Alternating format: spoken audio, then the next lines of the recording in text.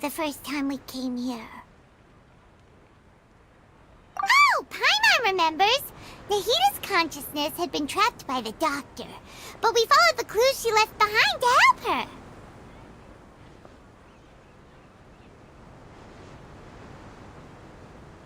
So much time has already passed since then, and it seems Sumeru's changing for the better now that Nahita's in charge, right? Paimon just hopes this peace will last a long time, and then Nahita won't have any more new problems to deal with. Yeah, guess you're right. We somehow always find ourselves right in the thick of it. Who knows what will happen next? Come to think of it, maybe it's all because of you. Maybe you're just a magnet for trouble.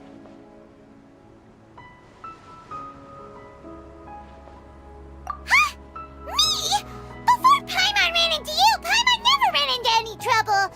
At most, when she was super tired, Paimon got caught in some strange whirlpool and anyway, for Nahita's sake, maybe we should think about heading to our next destination for now.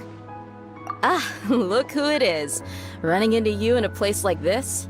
I can see you two still love wandering around. Oh, it's Dia! Since when are we just wandering around? We're usually taking care of some serious business, even though it may have nothing to do with our journey. But never mind that. What brings you here? I just finished a commission in the desert for a usual client of mine. Nothing too interesting. Just escorting a shipment of goods. I'm on my way to report back. That's when I saw you two all the way over there, chatting away. What were you two talking about anyway? Huh? You serious? Can't say I saw that coming. But you are travelers after all. I guess you'd never stay for too long in one place. Bumping into you like this will become a rarity. I'm starting to feel sad just thinking about it. Hey, how about I gather a few mercs to escort you two? What do you say? Thanks, but no need. Oh, Paimon had no clue you'd miss us so much. But don't worry, we'll come back to see everyone when we get a chance. Sounds good. All you need to do to get to Fontaine is cross this stretch of desert and navigate some waterways. Knowing you two, I'm sure it won't be anything you can't handle. So, when are you leaving? Oh, wait a sec. Paimon just remembered there are still a few dishes in Sumeru that Paimon hasn't tried yet. Now, where's that list Paimon made?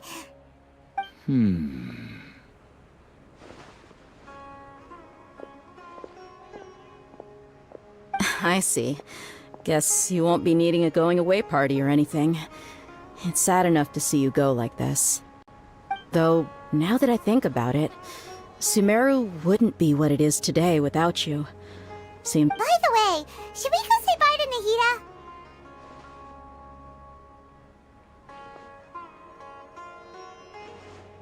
Oh, good point. Then there's no need to bother her in the real world. Then, I guess this is goodbye for now, Traveler in Paimon.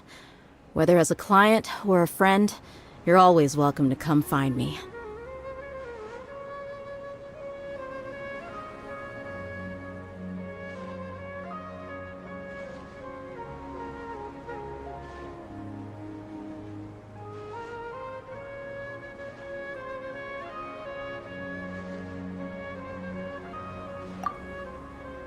Goodbye, Dia. Bye-bye, Sumeru.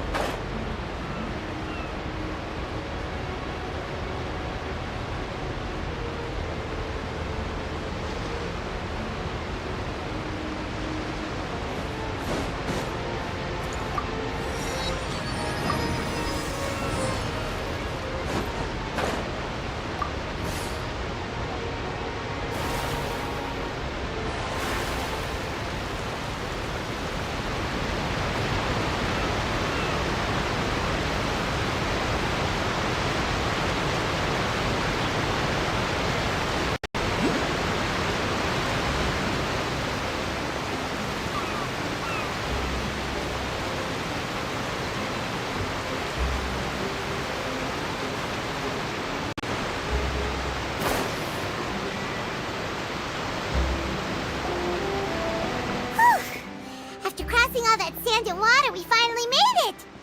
Oh, this must be Fontaine's port. Wow, everything looks so advanced in Fontaine.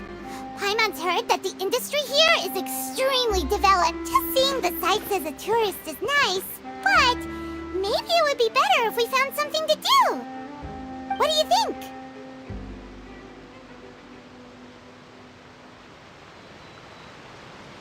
Good idea! Nahida gave us loads of useful information. Seeking out the Seven is probably still our best source for information at this point. Yeah! The more we can learn, the better. So, what do you think the Hydro Archon's like? Will we get along? Nahida said that she has a very unique personality, whatever that means. To learn about a nation's god, start with the nation's people. There seems to be some locals talking over there. Let's go see if we can join the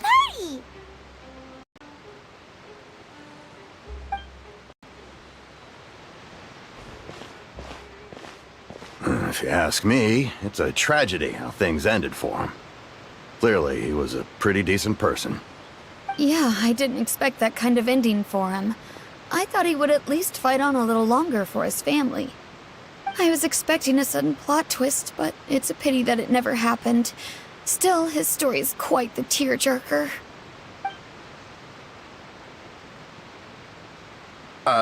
Excuse me. Can I help you too? I couldn't help but notice you standing here listening. Hi! We're travelers new to Fontaine, and we had something we wanted to ask, but you seem to be really busy talking about some kind of play, so we didn't want to interrupt. Play? Oh, no. We're talking about something that really happened. In fact, it's a case that was just heard a few days ago. Really? Like, a real trial? But the way you were talking about it and the words you used just now made it sound like some kind of story. Well, good tales are often based on true stories, aren't they? And what you see in reality may also be someone deliberately putting on an act while harboring ulterior motives. Whether something is true or not simply isn't that important. The main thing is whether the story being acted out on the stage is splendid enough. Oh, but it looks like you're not from around here. You probably don't know that the Fontaine Court of Justice is called the Opera Epiclese, or more commonly known as just the Opera House. But, shouldn't court cases be treated a little more seriously than that? Not to question Fontaine's way of doing things. It's just that putting someone on trial is usually a very serious thing. No worries. Other visitors to Fontaine have wondered the same thing. You could say that we just don't want to waste the moving stories behind those cases. And as for your worries about whether the cases are treated with due reverence, we have the absolutely just and honorable Chief Justice Neuvillette, as well as the Oratrice Mécanique d'Analyse Cardinal, a machine created by the Archon. Between the machine and the Chief Justice, false charges and injustice are a thing of the past now. Oratrice? Is it some kind of machine, too? Oh, Paimon's curious. We should check it out if we get the chance. Wait, Paimon almost forgot to ask you our question. Do you know what we should do if we want to meet the Hydro Archon? Oh, that's easy. Just go to the Opera House. Lady Farina practically lives there. You could definitely say it's her biggest passion. Huh. I think what they mean is that they wish to speak with the Archon personally. In that case, I'm afraid it's going to be a tad more difficult. You'll have to make an appointment well in advance, and it'll depend on whether or not she has any time slots available. Huh. Is the Hydro Archon super busy taking care of official stuff? Wait, didn't you say that she's always at the Opera House? No. Lady Farina seldom takes an interest within affairs. Reason it's difficult to make an appointment is simply because she's incredibly popular. That's right. After all, she is the Archon. Though she may tend to get a little dramatic from time to time, people can't get enough of her. Huh. First time Paimon's ever heard of an Archon being described that way before. Wait! Paimon gets now! The Hydro Archon is kinda like a big celebrity here, right? Yeah, I suppose you could say that. Perhaps you could even say our mascot. Hang on. This is still Fontaine's Archon you're talking about. You should show some more respect. Yes, you're right. I guess I should at least try to be a little more respectful in front of visitors. Otherwise, I might get arrested and find myself face to face with Monsieur Neuvillette. Come on. Sure, there's a lot of laws here, but nobody's going to be arrested for saying something disrespectful about the Hydro. Alright, I think we get it. Thank you! At least we now know that we can find the Hydro Archon at the Opera House. But who knows how long making an appointment will take? Guess we could have a look around the city in the meantime. Hey! What are you looking over there for? Huh. Maybe something's the matter. She isn't going to jump into the water, is she? Maybe we better go check on her.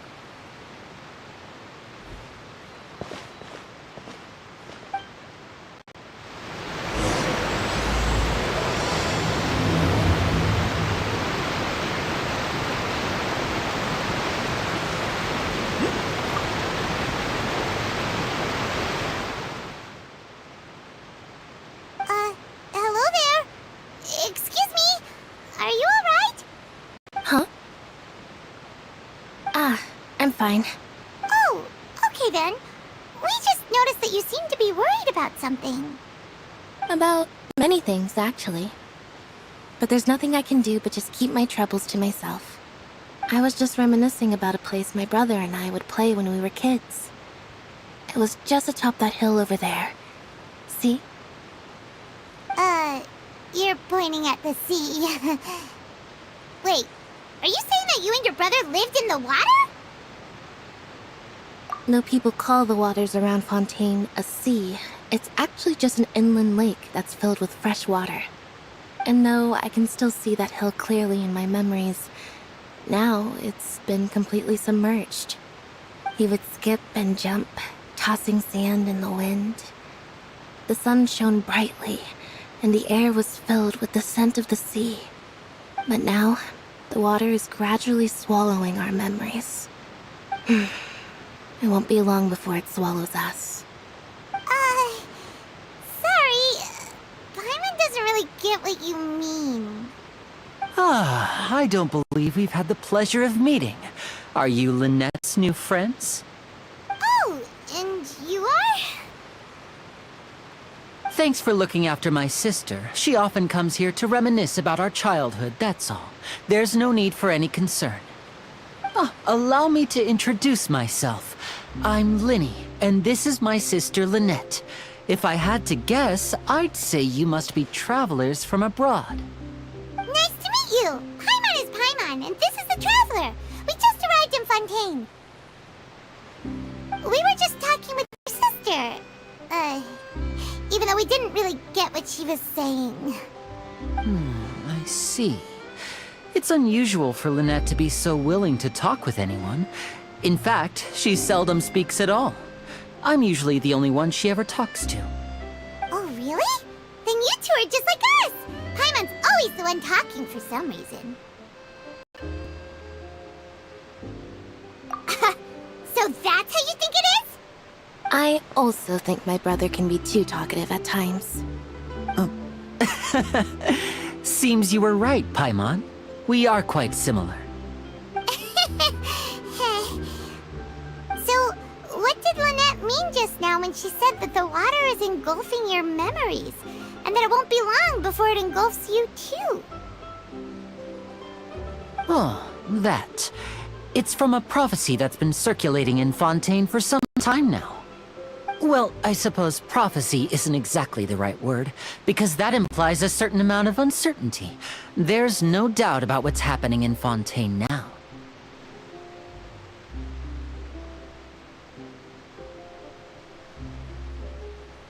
Where to begin?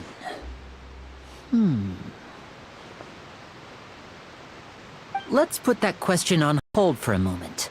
We still haven't formally greeted each other yet, have we? Did all the introductions earlier not count? Hello, traveler.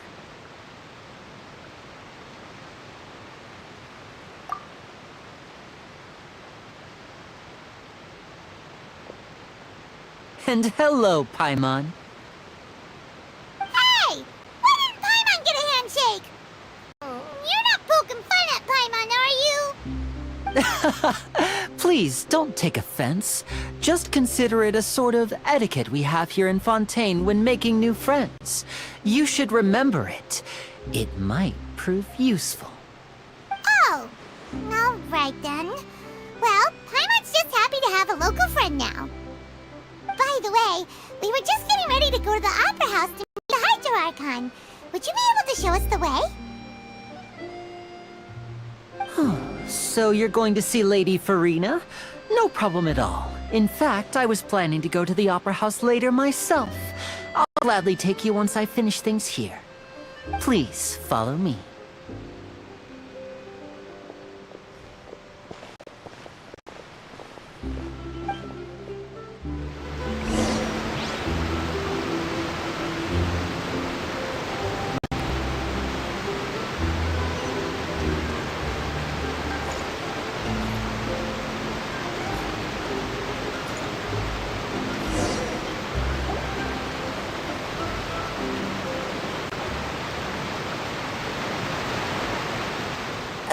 You said you were going to see Lady Farina?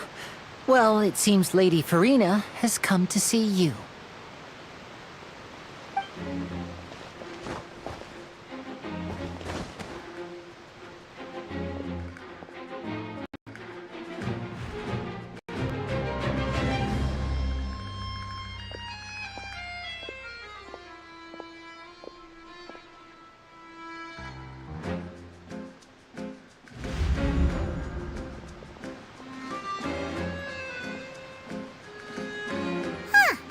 So, she's the Archon?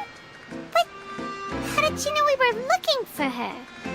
My dear people, rich and poor, those with cup in hand and those with nothing at all, raise your glasses in celebration! If you don't have one, then just raise your hand in lieu.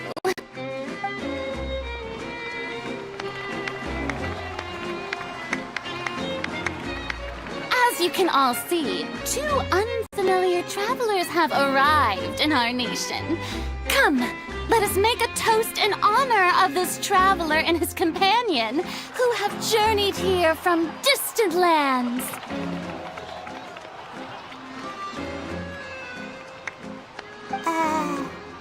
Is she talking about us?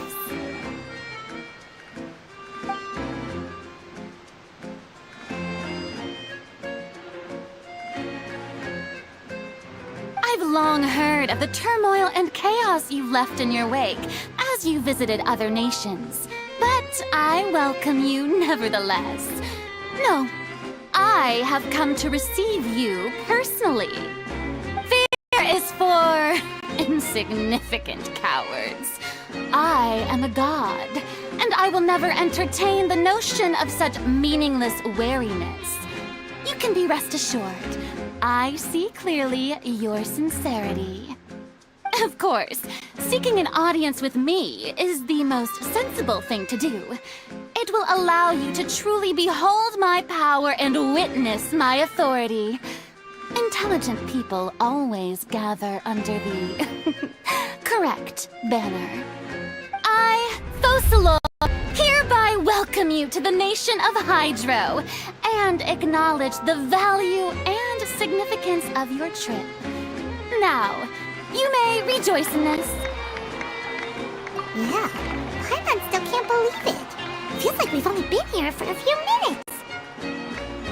But the Hydro Archon's entrance was, how should Paimon describe it? A little over the top? Ahem. Miss Hydro Archon? How did you know we were coming? I see. As Outlanders, you inevitably lack even some of the most basic understanding. Don't forget that even the gods can be divided into the mediocre and the excellent. I suppose it's only natural for you to be awestruck by my abilities. You had best stop and consider. Do you really have the noble qualities and etiquette necessary to communicate with a god? All it takes is a flick of my finger for me to know everything about you. Whoa, talk about sounding high and mighty.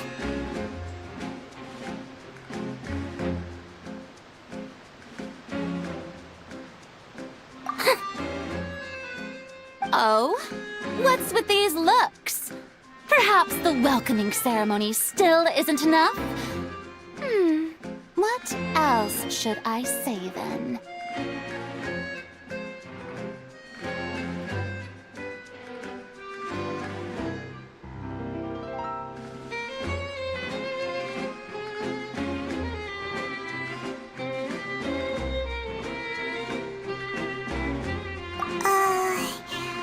Is she waiting for us to start talking?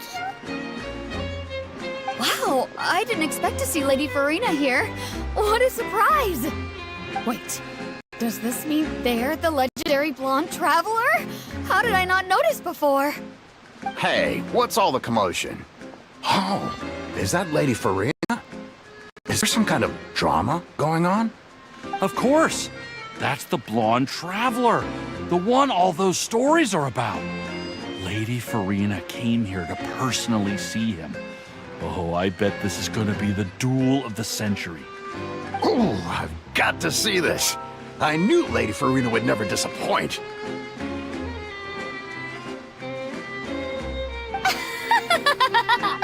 Yes, but don't get too excited now. My dear believers and spectators alike tend to get quite rowdy, and despite the noise, I've come to tolerate all their ruckus.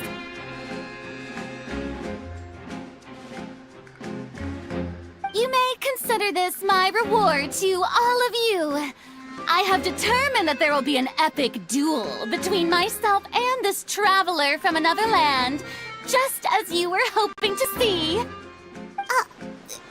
Now she wants to fight? Aren't we getting a little ahead of ourselves?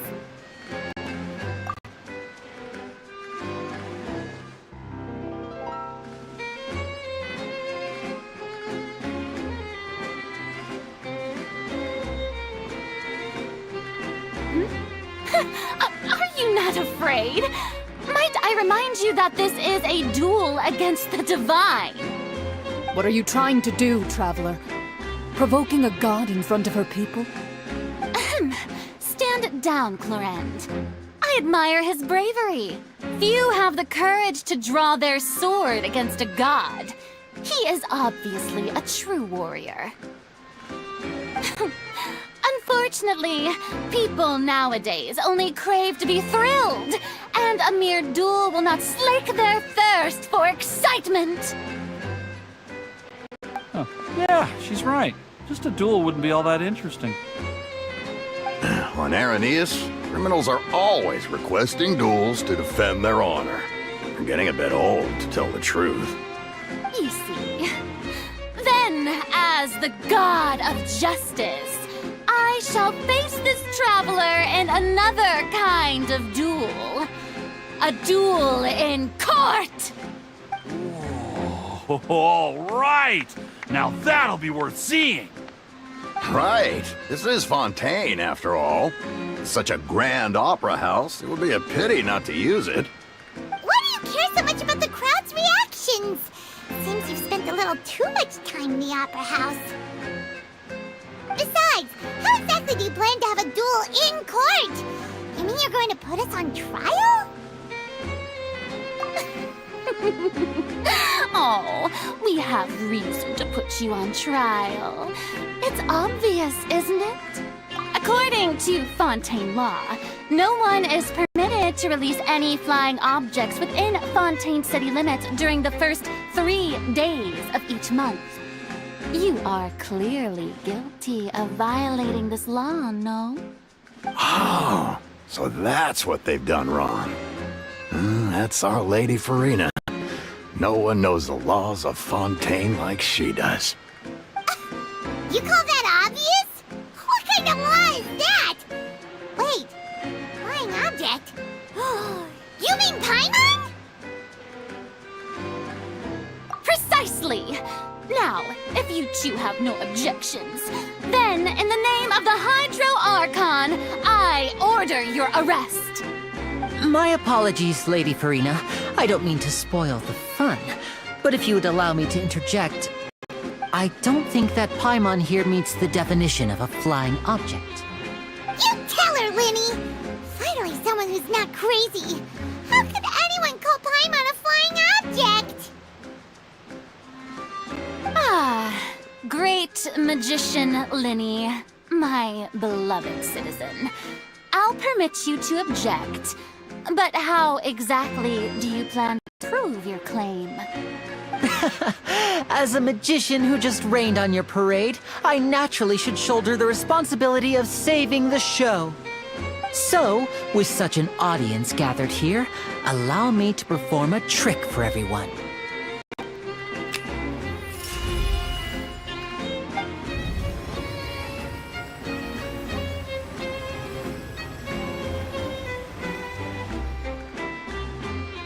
Ta-da! What's that on Paimon's back? Hey, when did Linny do that?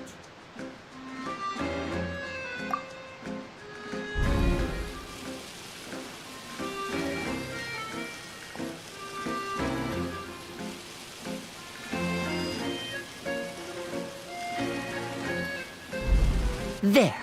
As you can all clearly see, Paimon should be classified as, well, something like a balloon.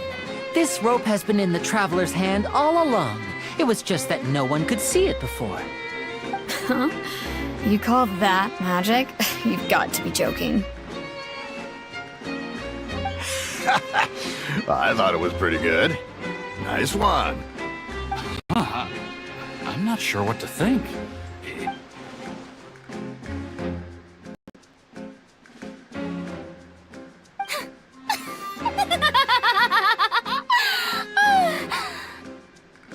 Amusing.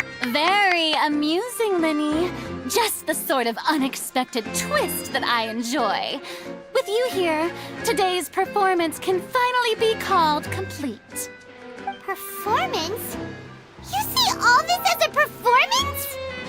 In which case, consider the matter of your trial resolved. The god of justice will not bring charges against an innocent person. But when there are valid grounds, I will not only judge travelers from abroad, but even the gods of other lands.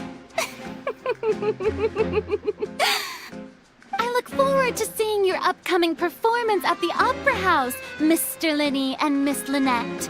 That's enough for now. Toodaloo!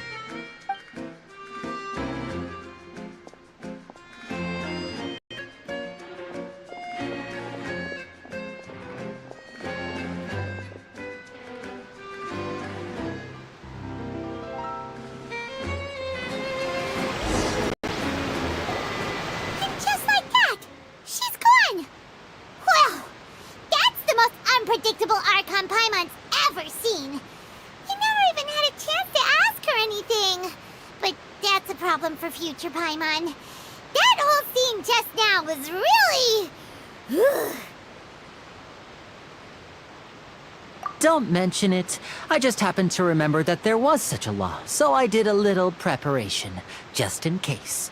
I didn't think it would actually come in handy. So, now do you see what kind of god Lady Farina is? She can be a bit confusing at times, but she is still amenable to reason.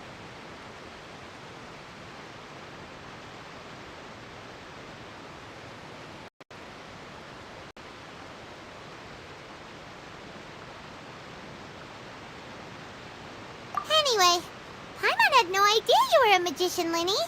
It sounded like you'll be performing at the Opera House, right? I just know a few simple tricks I use to make a living. Lynette is my assistant. It will actually be my first time performing on the most prestigious stage in Fontaine, the Opera House. But isn't the Opera House where criminal trials are held in Fontaine? When there are no public trials being held, the Opera House hosts a variety of other performances.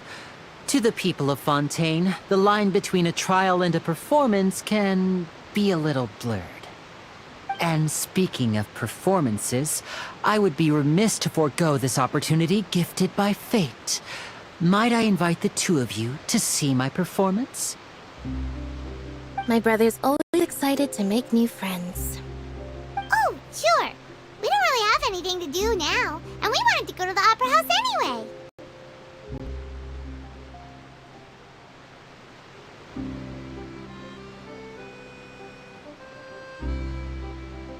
Splendid. In that case, why don't we go together? I'll show you the way. I just have something to take care of first. Oh, you really mean it? Then I'll take you up on your offer. This is a magical item known as a magic pocket.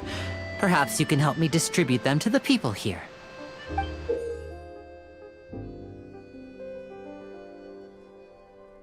Huh? What are they going to use it for? About that... You asked me before about the prophecy, right? Let me start by telling you a little more about what it entails. I'm not sure exactly when it began, but a prophecy has been circulating around Fontaine. It says that every person in Fontaine is born with sin. No matter how the nation of justice holds trial after trial, this sin cannot be absolved. Until one day, the water levels in Fontaine will rise, and the sinful people will slowly be drowned. In the end, the people will all be dissolved into the waters, and only the Hydro Archon will remain, weeping on her throne. Only then will the sins of the people of Fontaine be washed away. That sounds pretty gloomy. Why are people in Fontaine born with sin? What is that supposed to mean? There are lots of guesses. Some say that the ancestors of Fontaine stole the power of the seas and stirred its wrath. Others say that the people of Fontaine never heeded the first Hydro Archon's warnings and offended Celestia. But here in Fontaine, evidence is what matters. There hasn't been concrete evidence for any of these claims, so they can only be regarded as conjecture. If even the people in in Fontaine don't know what sin they committed, wouldn't it be better just to ignore the prophecy completely? Why bother feeling guilty all the time? That's exactly what the people did at first. But in the last few years, the water levels in Fontaine have actually started rising. Many places have already been completely submerged, and now lie beneath the sea. Many people carry on with their lives as before and shrug it off as a natural phenomenon. But my family and I think that the people of Fontaine shouldn't ignore the possibility, which would end up sentencing them to death. We hope that at least the people who reside near the waterfront can move away before it's too late. So, we've started distributing magic pockets to them. As a magical item, these magic pockets have astonishing capacity. I'm sure they will come in handy when people are moving their belongings. Oh, Paimon gets it! It's like preparing for a rainy day! But this is more than a bit of rain.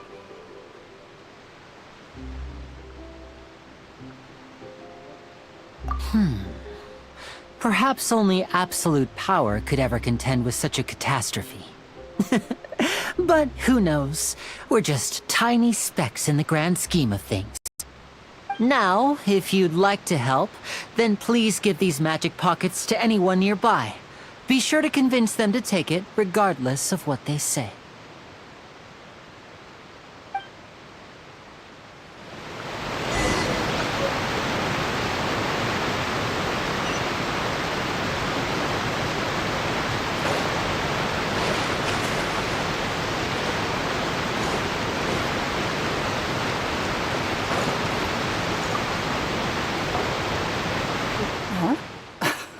Life is all about living in the moment. You should still take it. Oh, all right, fine. Thanks. It's just that...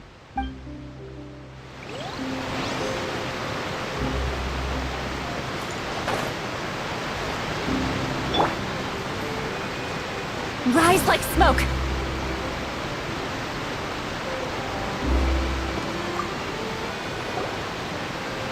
So you're the blonde traveler that everyone's been talking about. Oh, a magic pocket? Seems you really thought of everything. I guess it's better to prepare for the worst and hope for the best. Thanks. Please, also thank the magician on my behalf when you get the chance.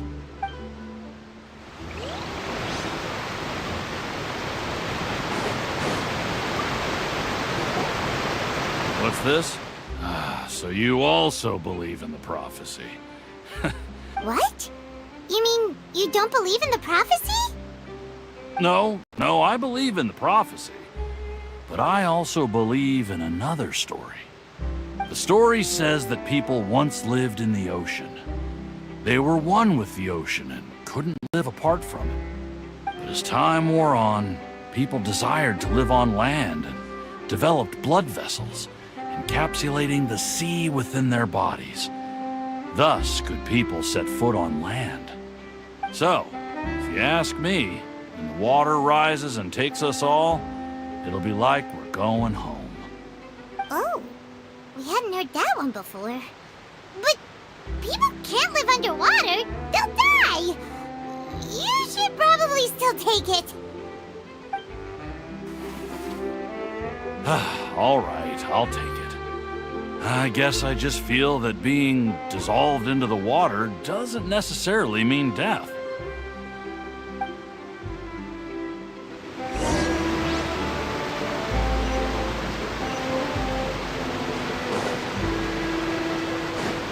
Take me up!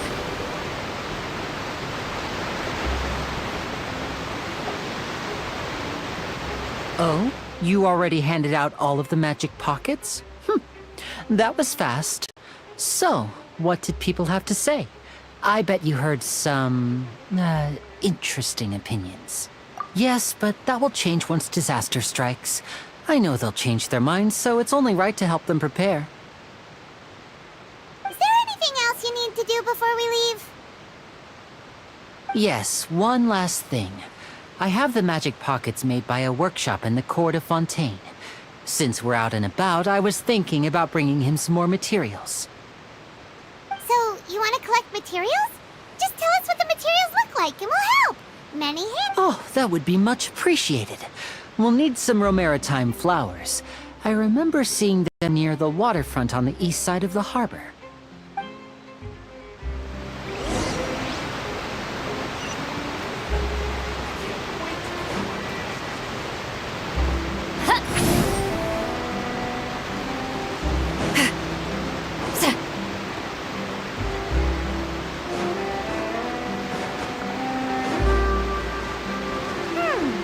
It seems we have to use Hydro to collect our maritime flowers.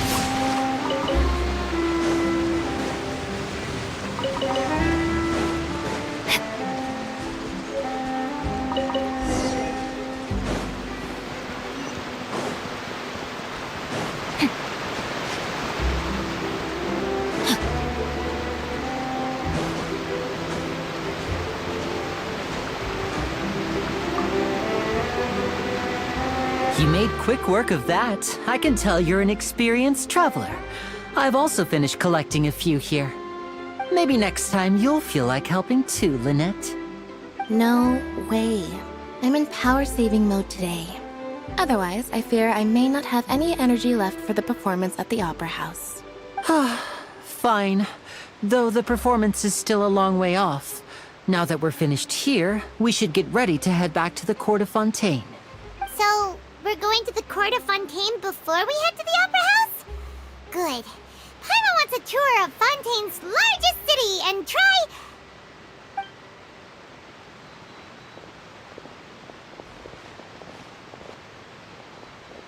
Wait, shh. Have you noticed that person over there? The young girl. Huh? What's wrong with her? Paimon didn't notice anything. She's obviously a thief. Magicians and thieves practice similar methods. We divert attention, and a distracted audience is one that won't discover what you're really doing. Watch her movements carefully.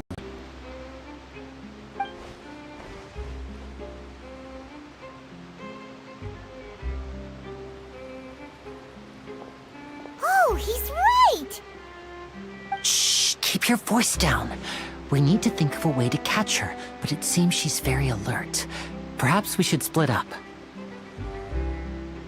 You two can ride the lift over there and wait up top. I bet that'll be her escape route if she tries to run. All right, let's go.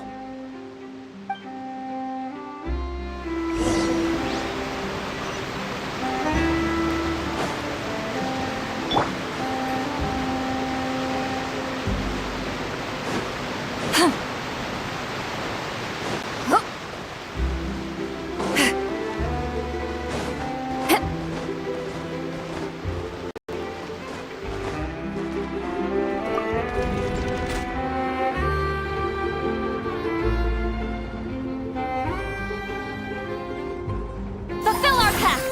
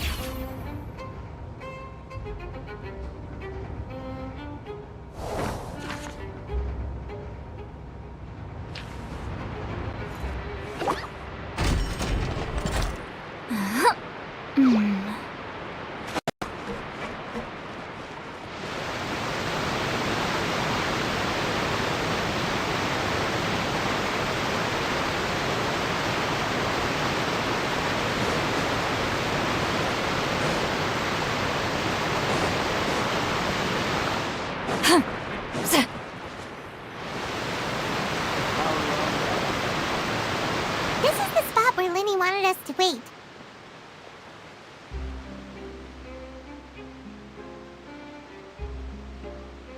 Oh, look! Isn't that her?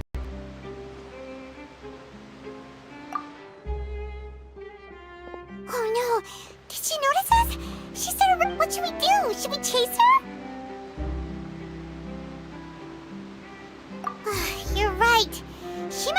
be trying to lure us away.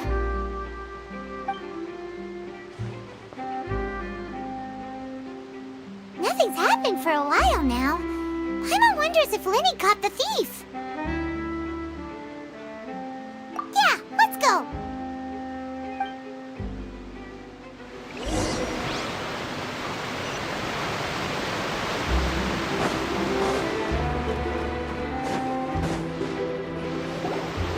Are you sure that's all she took? You should check to make sure you're not missing anything else. No, that was all. Oh, I can't thank you enough. I didn't notice a thing earlier. Anyway, I should be going now. Thanks again. Oh, were you returning what the thief had stolen? That's right. Pity I wasn't able to catch her. She distracted me by dropping the thing she stole on the ground. By the time I looked back, she was already gone. I saw the general direction she went, but Lenny twisted his ankle, and I needed to make sure he was okay. Oh, did you get hurt, Lenny? I'll be all right. It's just a twisted ankle, that's all. In fact, it's feeling better already. If you want to play at being a hero, at least try not to get hurt doing it. Imagine what would happen if you managed to derail our performance as a result. You're right. Sorry, Lynette. I have to admit that the thief was even more skilled than I had anticipated. But at least we were able to get the stolen items back, so it wasn't a complete failure. What a slippery little thief. Guess things turned out all right in the end, though. Lenny's initiative paid off. All right, let's put this little detour behind us. We should go to the court of Fontaine now.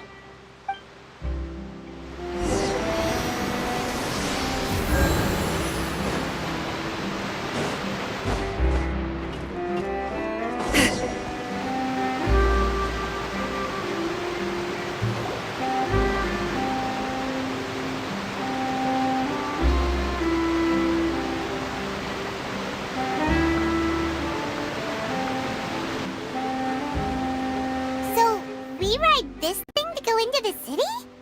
What an ingenious way to get around! People in Fontaine really know how to use water! This is an aqua bus. It allows people to travel between several key locations around Fontaine. It's pretty convenient, but the ride can become a little dull after a while. The scenery is always the same. That's why it's better to travel with friends. So you mean it's still boring even when I'm riding with you? No, that's not what I meant. It's just that, well, you don't really talk that much. Besides, it doesn't really feel like a real trip when it's just the two of us. It's the same as being at home. Whatever. Guess that's what it's like to be an older brother. It's about time for us to leave. Let's get on board.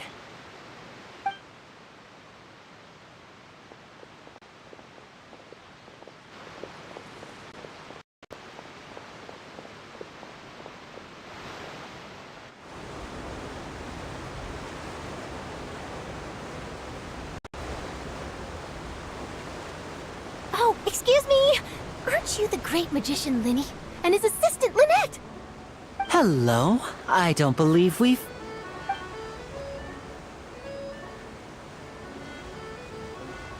I'm Charlotte, a reporter for the Steambird. Nice to meet you.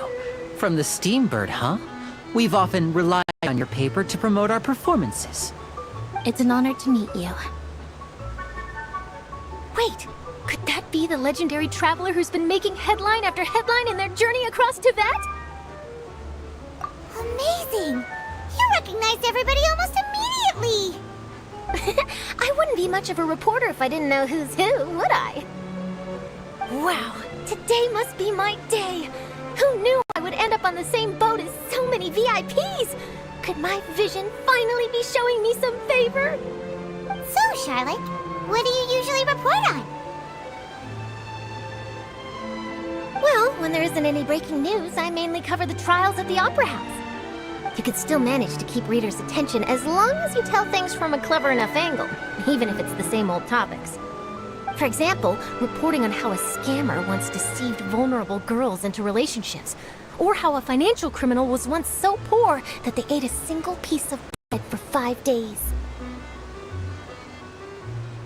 That's fine and all, but what I'm really after is exclusive, sensational news pieces that could shake the country. These smaller stories are a waste of my talents. Oh, I just remembered. I've been following a case lately. Well, a series of cases, actually. You mean the serial disappearances of young women case? That's right! These stories are the talk of the town right now, and it's probably the most mysterious case we've ever seen. If I'm the first with a draft ready to publish when the case is finally cracked, and it's the headline story in the Steambird, oh, when that happens, I bet all the other reporters will shed tears of envy. I've already gathered all kinds of materials. I just can't wait for the truth to be revealed. So, what is the serial disappearances of young women case? You mean the culprit hasn't been found? That's right. The first missing girl case happened almost 20 years ago. And ever since, after a period of time, another girl disappears. What the cases have in common is that the girls are all of a similar age, and that they've all vanished without a trace.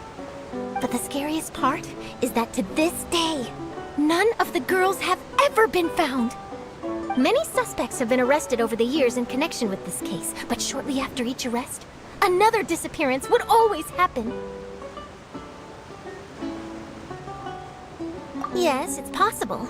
But either way, I believe that every case has some precise truth behind it, waiting to be exposed. Yes, I agree. And at the very least, the family of those missing girls deserves some sort of explanation. I just imagined for a second what I would do if Lynette were to suddenly disappear. I'd pay any price to get her back, and then find a way to track down the culprit. Please don't imagine that, Lenny.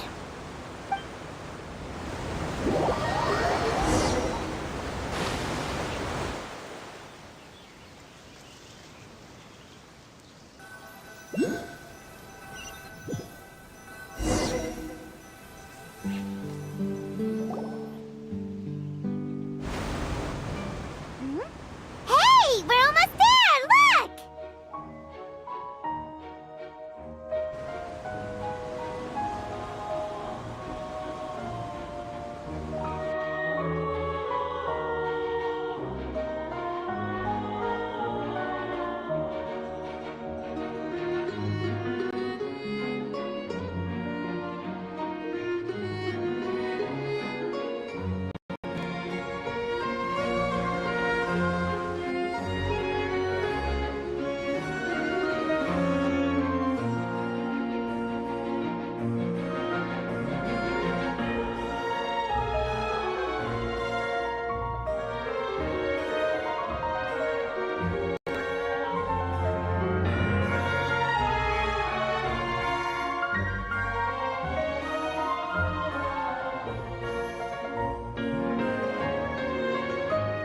Well, I really enjoyed chatting with you.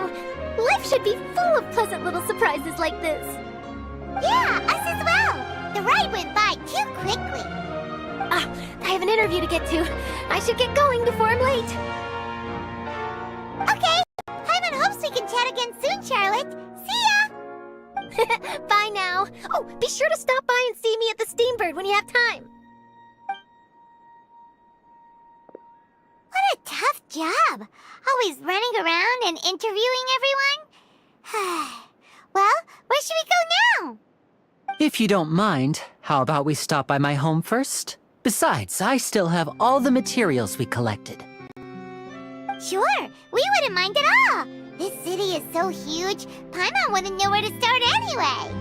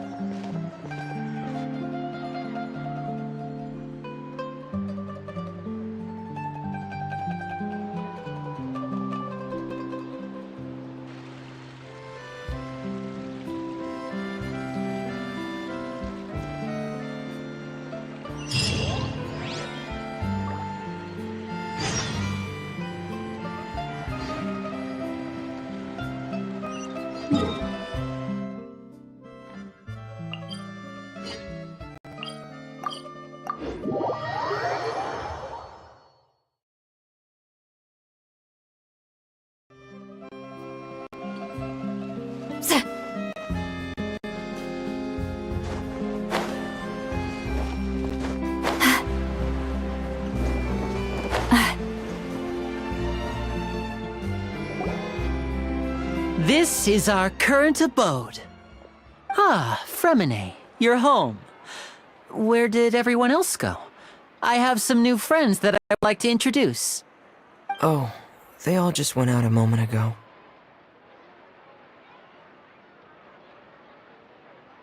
I see. Everyone is getting busier now that Father will be returning soon. I suppose that can't be helped.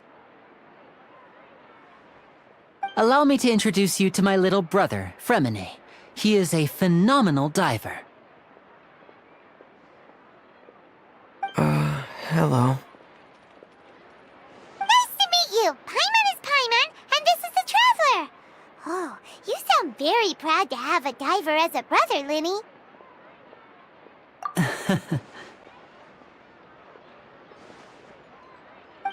Linny, could you come here for a moment? What is it, Fremine? Do you have something to tell me?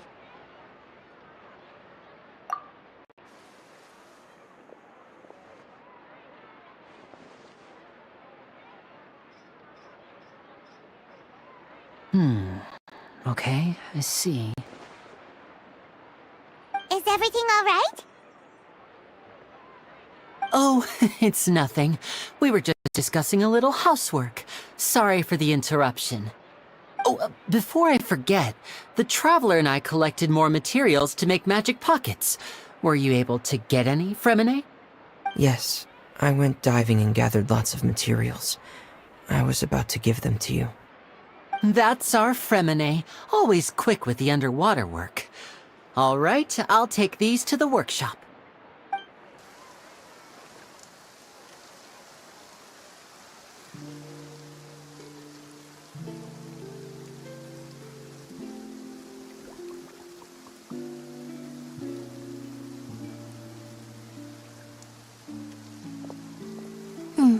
Looks like rain. Oh, you're right. But wasn't it clear and sunny just a moment ago? Fontaine's weather sure is weird. I'm afraid that's just how it is here. It often rains on days where there are trials being held in the Opera House, but don't worry, it'll clear up soon enough. What's wrong, Fremine? There's a legend about the rain that I tend to believe. It's said that a dragon of water once resided in Fontaine. Though we don't know where the dragon went, every time it weeps, the skies will cloud up and pour out rain. When I was a child, my mother told me that if I wanted to go outside and play, I should yell toward the sky at the top of my lungs. Hydro Dragon! Hydro Dragon! Don't cry! If it's an elemental dragon, then having the power to make it rain wouldn't be very unusual. Let Paimon try something. Hydro Dragon, don't cry!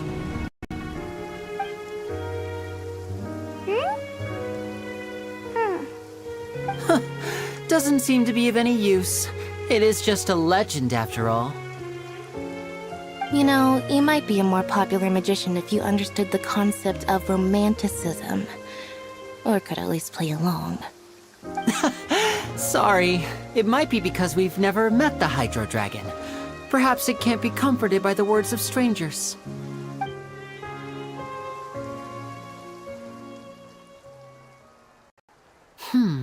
It rained for longer than I suspected. Oh, it's already getting late. Was there something you needed to do, Linny? Yeah, some preparations for the show at the Opera House. I need to find a way to catch the last aqua bus of the day. On the day of the performance, just ride the aqua bus to the island of Araneus. I'll have Lynette meet you at the fountain in front of the Opera House. Oh, are you leaving now? What is it, Fremine? I'm in a hurry. Oh, I get it. You feel nervous delivering the materials for the magic pockets, is that it? Perhaps we could trouble the Traveler to help us take these materials to the Beaumont workshop and deliver them to the owner there?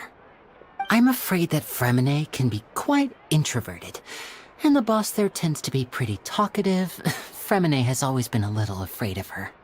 No trouble case. Sorry for the inconvenience. I'm quite useless when it comes to such tasks. I'll think of a way to make it up to you. Oh, no need. This will be a walk in the park for us.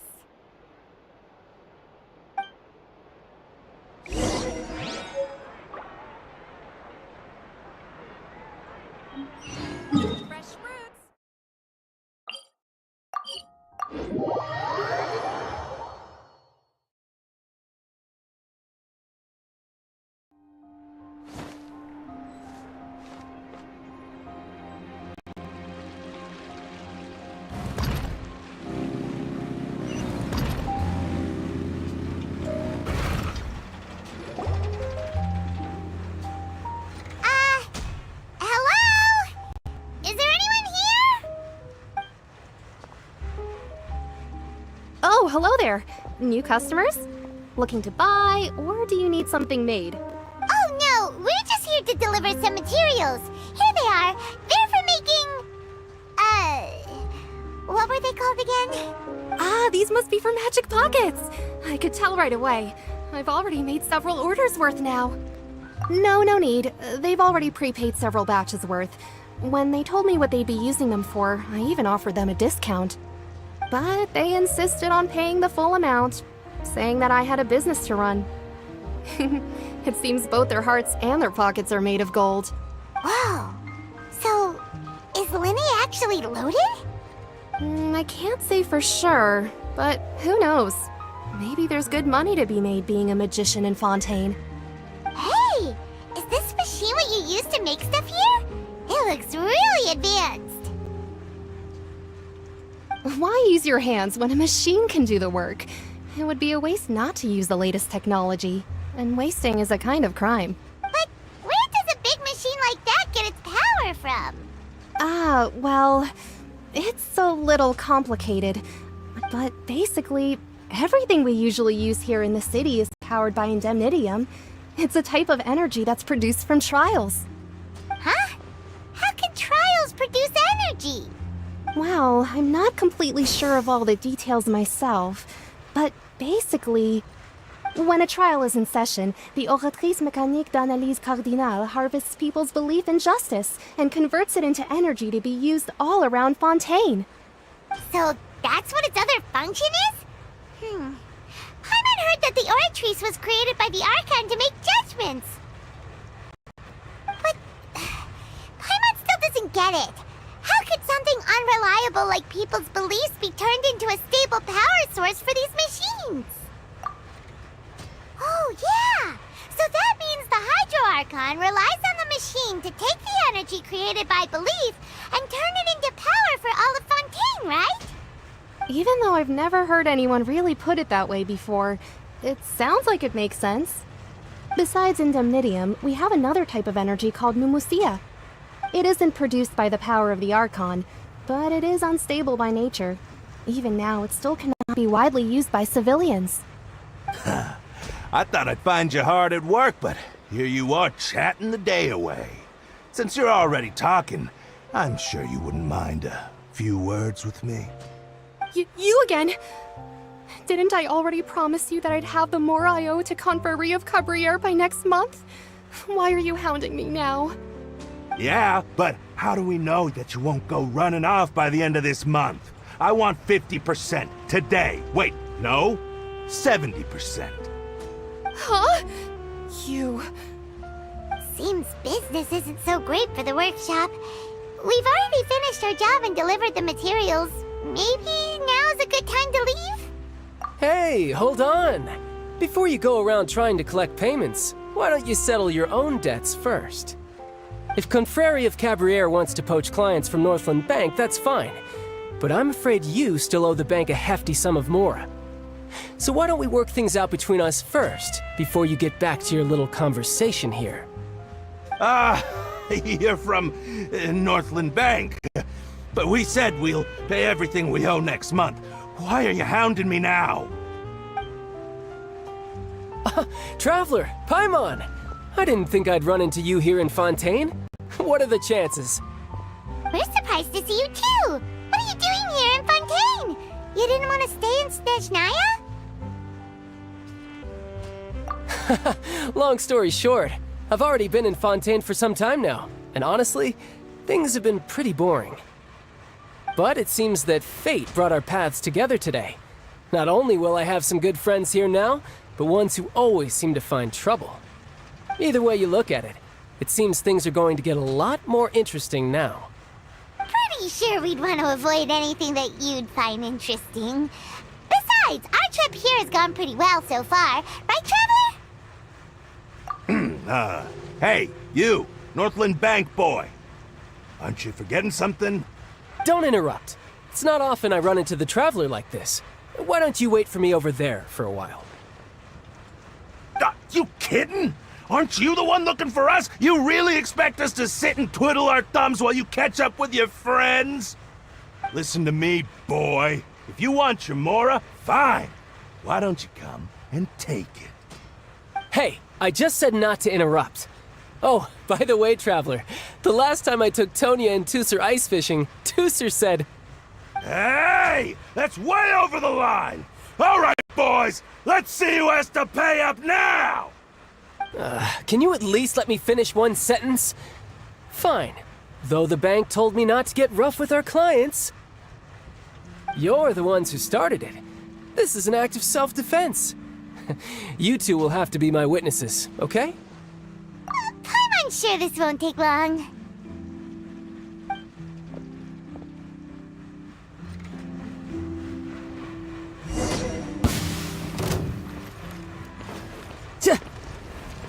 You're mine. Brace yourself. This is gonna hurt.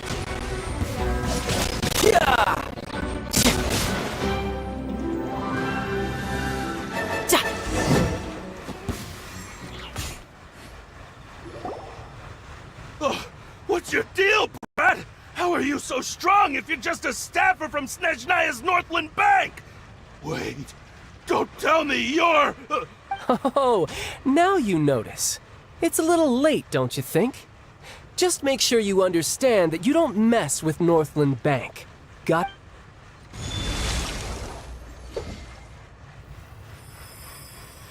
Huh?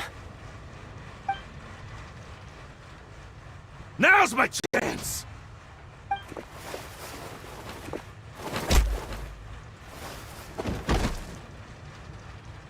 Huh. That was weird. I'm not sure. It's as if I suddenly lost control of my hydro powers when I needed them. Maybe there's something wrong with my vision? Strange. How could that happen? First time Paimon's ever heard of someone losing control of their vision. Never mind. It doesn't matter. If I want to stay sharp, I shouldn't be relying too much on my vision anyway. Besides, I always have my delusion in case I need it. So what are you doing in Fontaine, child? I don't see its work for Northland Bank. Well, I guess it's because I've been in a bad mood lately. Huh? What kind of reason is that? Wait, since when do you feel down about anything? I don't know. Maybe I still have a lot to learn about myself. But recently, there seems to be some sort of restless power stirring inside of me. And I don't know why, but every now and then I feel like I'm in a terrible mood. Maybe you losing control of your vision just now is connected with that power you're feeling inside. That is a possibility. I can't remember if I ever mentioned it before, but when I was 14, I fell into some unknown abyss. It was during that time I learned nearly all of my abilities. The one who took me under her wing and taught me was named Skirk. She was always quiet and very mysterious. Nobody knew where she came from or what she had been through, and she was always very strict when teaching me combat techniques. One time, I asked her why she was willing to take me on as an apprentice. From what I could make of her answer, it was because I had awakened it, and traces of it remained on me. She said that all my combat training would be useful in the future. But what is it? What did you awaken? She never explained that. But my guess is that it's related to a dream I saw when I had just fallen into that abyss. In my dream, I was in the deepest depths of the sea, and the boundless seabed was all around me. But in front of me appeared a whale that was so massive, I felt like I couldn't breathe. A whale? Oh, that sounds familiar! When we fought against you before, you summoned a huge whale that seemed to leap at us. Is that the one? That's just an abstract form of a whale that I create using my elemental powers. It takes that shape because the scene I dreamt of the whale has always been stuck in my mind. I'll never forget it. So you used the whale as inspiration for one of your moves? Huh. Seems a little twisted to Paimon. So why don't you just go ask your master? Maybe she knows the answer. You make it sound so easy. Ever since the incident I experienced there, I've never stopped searching for Master Skirk and that unknown abyss. But it's been years now, and I've still found nothing. There isn't even a trace of the place where I remember falling into the abyss. Oh, it sounds like some kind of ghost story. Yeah, I'm out of leads at this point, but there's nothing more I can do. It seems that strange encounters in this world tend to be elusive like that. Oh, seems the time really flies when I'm talking with you. I just remembered I have somewhere else I need to be, so I should get going. What? More work for the Northland Bank? No, it's more of a personal appointment. Lately, I've been sparring with some of Fontaine's official champion duelists whenever I'm feeling bored. Official champion duelists? You mean it's their job to duel? Yep. In Fontaine, before a criminal goes to court, they're given one chance to defend their honor by requesting a duel with an official champion duelist. The champion duelists are all-powerful fighters selected from among the nation's best, and the duel itself is a no-holds-barred fight with no specified stopping point. So engaging in such a duel is regarded as a symbol of defending your honor. If a criminal manages to win the duel, they'll be acquitted. But if they lose, they'll have no choice but to stand trial. And the worst-case scenario is that you're simply killed in the duel.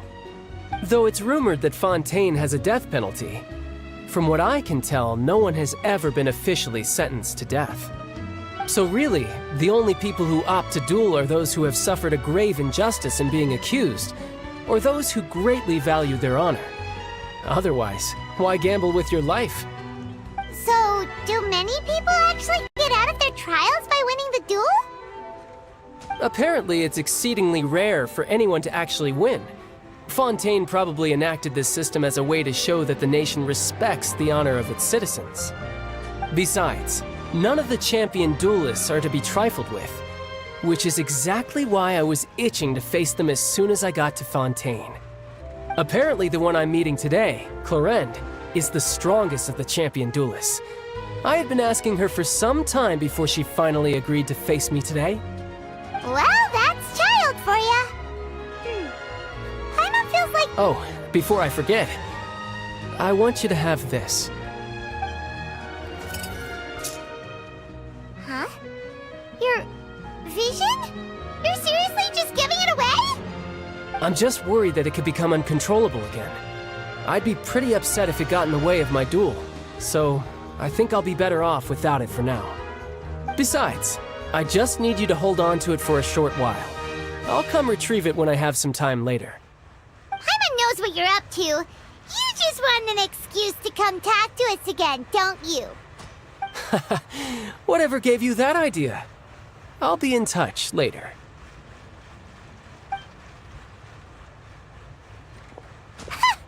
That sneaky guy. He said he's been feeling down lately, but he seemed the same as ever to Paimon. Well, since we don't have much to do for now, we might as well walk around and see the city before Lenny's performance.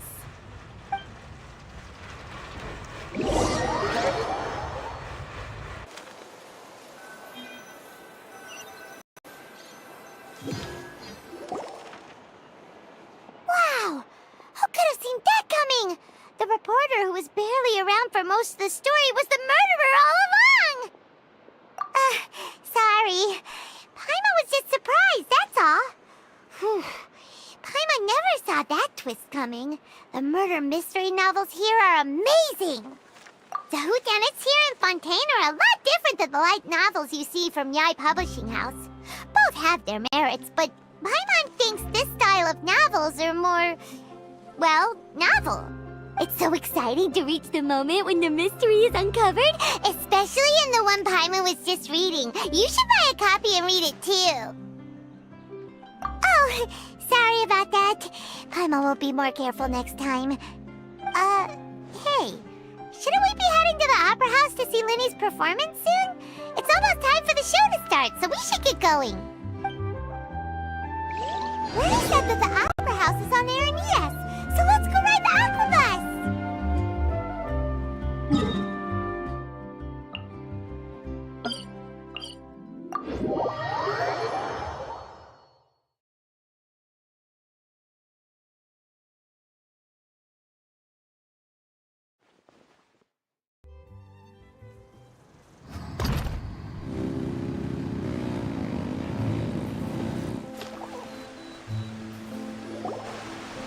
Whoa! Now this is fancy! The Opera Epiclese. What a place to hold a performance!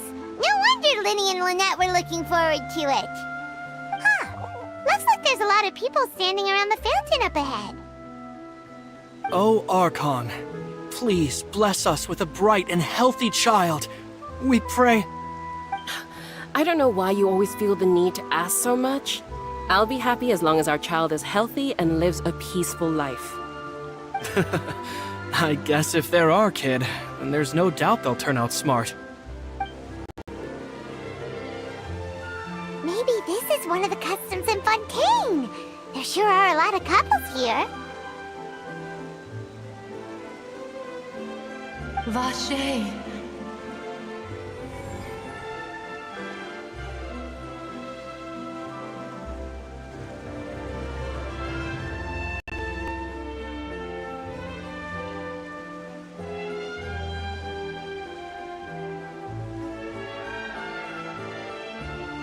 What's wrong? Vache. Vache.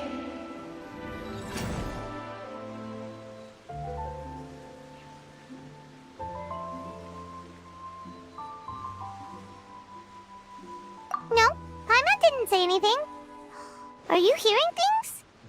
Welcome to the Fountain of Lucine. All the water flowing through Fontaine converges here. It's customary for newlyweds to come here and wish for children. Ah! Lynette! You scared Paimon! When did you get here? Lenny asked me to wait here for you, remember? Right. What do you mean? There are a lot of people here right now.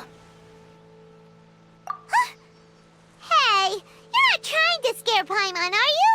Besides, it's the middle of the day. It's not the time for eerie things.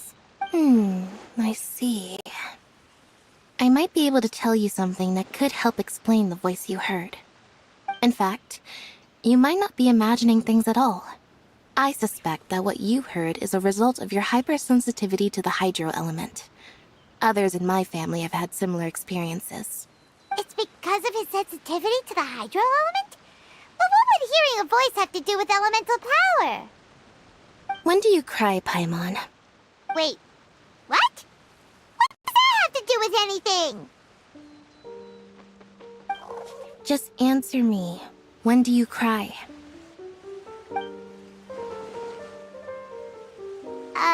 When Paimon's really sad?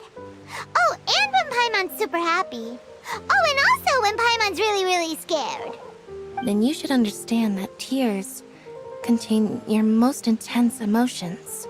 Like I just mentioned, the Fountain of Lucine is where all the flowing water in Fontaine converges. Even the tears that fall to the ground will eventually gather here. So maybe what you heard was the intense emotion coming from someone's tears. So, what did the voice say? If you were hearing their emotions, then Paimon wonders what happened to them. Rather than worrying about them, we should worry about my brother first. Don't let that calm look of his fool you. He tends to get pretty nervous just before a performance. So chatting with Linny might help him relax a little before he goes on stage. Oh, right. That makes sense. Let's go in and see Linny.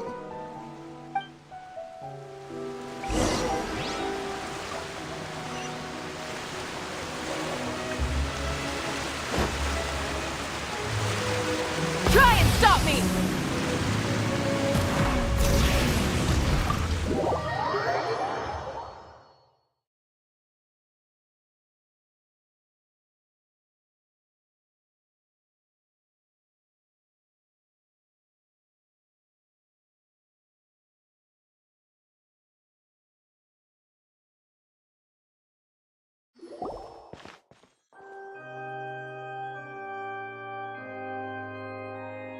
Traveler and Paimon, good to see you.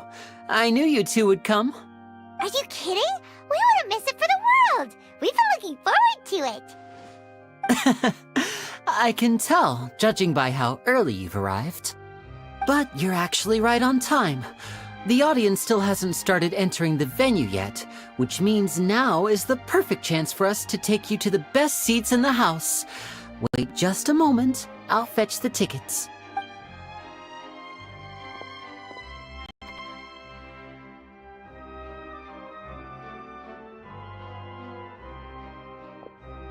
The Opera House has assigned seating, so you always have to make reservations.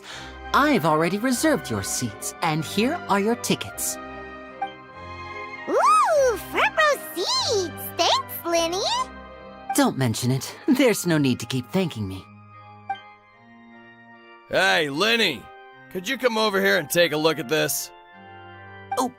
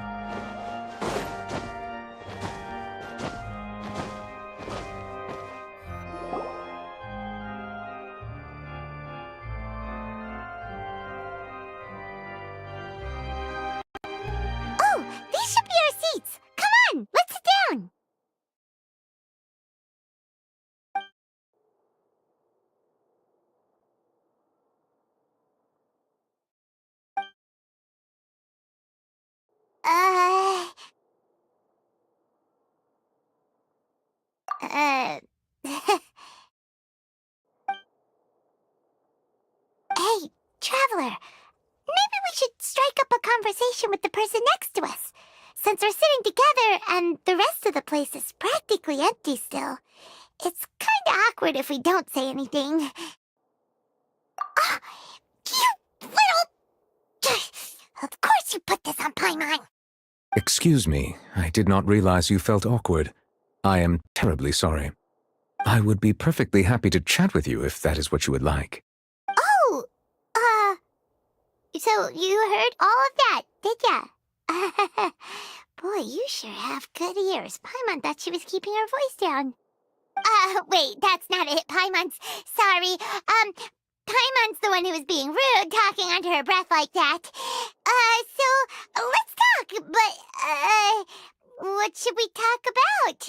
Oh, Paimon's got it. You're also here early and sitting in the front. Are you a friend of Linny's, too? A friend, you say? Well, if Mr. Linny would like to be my friend, I would be more than happy to reciprocate. Oh, so you're not friends with Linny, then? Oh, this is getting more awkward by the second. Paimon nearly forgot to make her introduction. Nice to meet you. Paimon is Paimon, and this is the Traveler. We just arrived in Fontaine. It is an honor to meet you two. I have heard of your deeds across Tevat. And as required by proper etiquette, I will also introduce myself.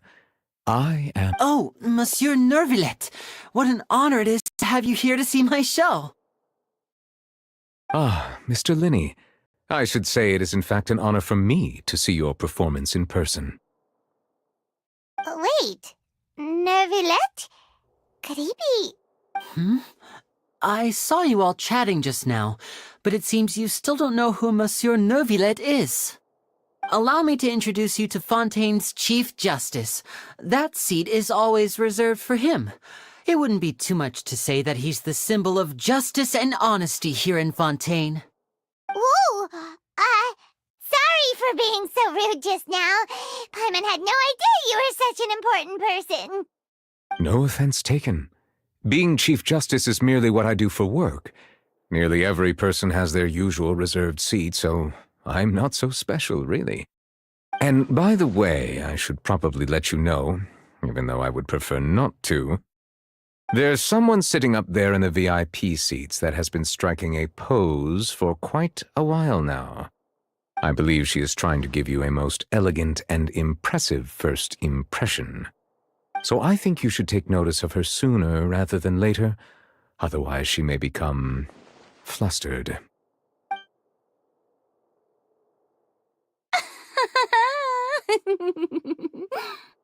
Huh? Oh, it's Farina, the Hydro Archon. Huh. She sure has a smug and satisfied look on her face. Guess she has no idea that you saw right through her act. Very good. That is for the best. No need to pay her any more attention. We may now enjoy the show. Huh? So is this what things are like between the Chief Justice and the Hydro Archon? All right, please wait just a moment longer. I've pretty much finished my preparations, and the performance will start as soon as the audience has made their way to their seats. Yay! The show's finally about to start! Paimon can hardly wait! Paimon's never seen a real live magic show before!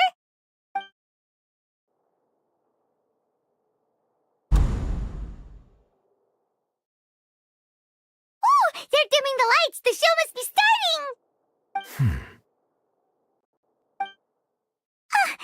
Sorry. Paimon will try to stay quiet.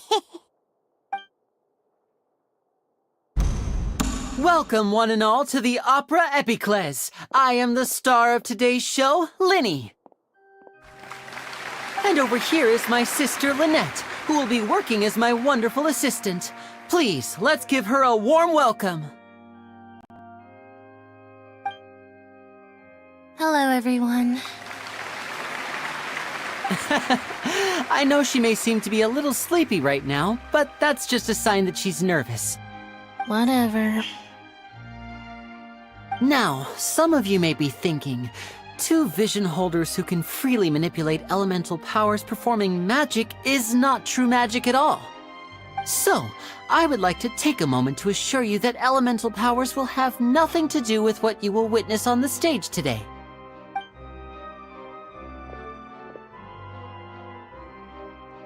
Both Lynette and myself have removed our visions for the show. That way, even the gods won't be able to help us. Oh, good point.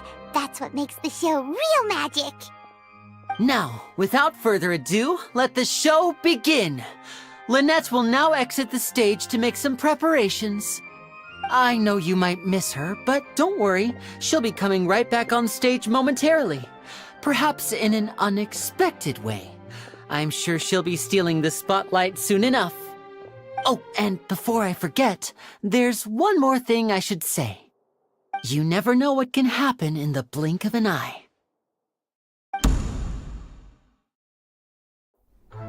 A magician's greatest skill is making things disappear or appear.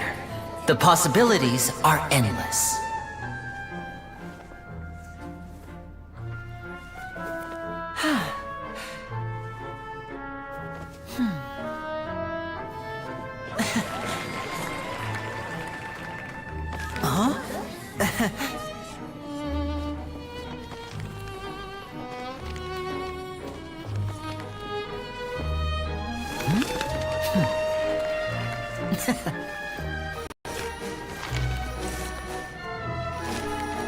But this isn't what you came for. These little tricks, you've seen them all before. So it's time for something truly extraordinary, don't you think? This one's a little tricky.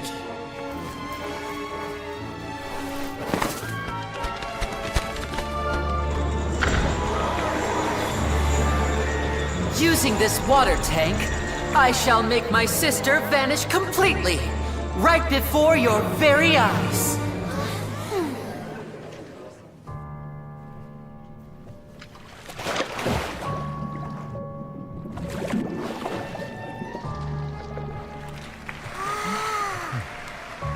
It's actually quite simple.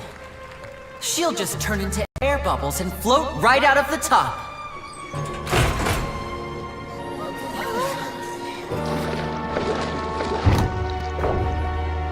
Oh no! I told them to check all the props carefully. With the lid on, even air can't escape. An amateur magician would be getting very nervous right around now. Luckily, it's me on stage, so let me show you what a true virtuoso can do.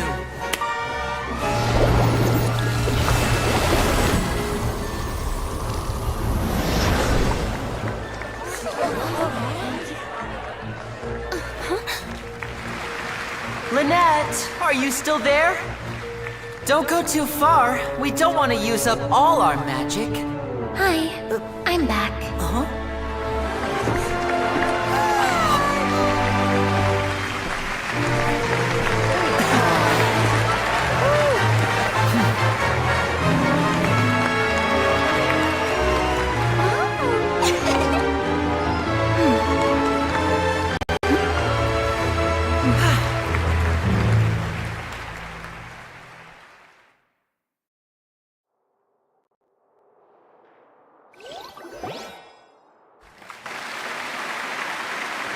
Whoa! What in the world just happened? How did he do that? Paimon didn't see him do anything! Wasn't Lynette inside the water tank? How did she disappear and then reappear out of nowhere?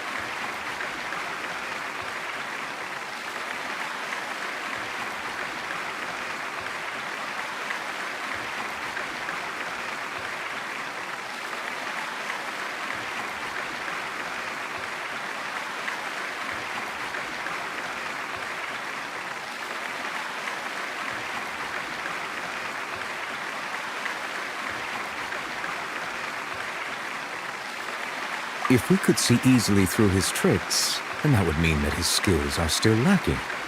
To appreciate magic, you should focus on the show happening on stage, rather than getting caught up in trying to see that which has been intentionally hidden. Guess you're right. Paimon couldn't believe her eyes when Lynette reappeared. Amazing! Thank you everyone. I'm glad you enjoyed that performance. But our magical journey has only just begun. I've prepared even more astonishing surprises for everyone here. The magic of transformation and disappearance can go far beyond what you've just seen. I'm sure many of you are thinking that escaping the water tank was impressive enough, but Lynette is still my assistant after all. In which case, I have ample time to make all necessary preparations. So, for my next trick, I will require the participation of one lucky audience member. Please, if my assistants could bring out the magical boxes now. There are 2 boxes and only 2 boxes. One is here and one is there in the aisle among the audience. I'm sure many of our clever audience members have already guessed our next magic trick. A swap! Our lucky audience member and I will each enter a magic box. After 1 minute, we will each emerge from the opposite box. Now please, everyone pay very close attention to the box you see here. Don't give me any chance to make a move. Wow! How's he gonna do this? Hey, do you think this is all magic tricks, or does Lenny have actual superpowers? The lucky audience member will be generated by this random number selector. It selects numbers entirely at random. Even I don't know who will be chosen to participate. Now then, let's begin.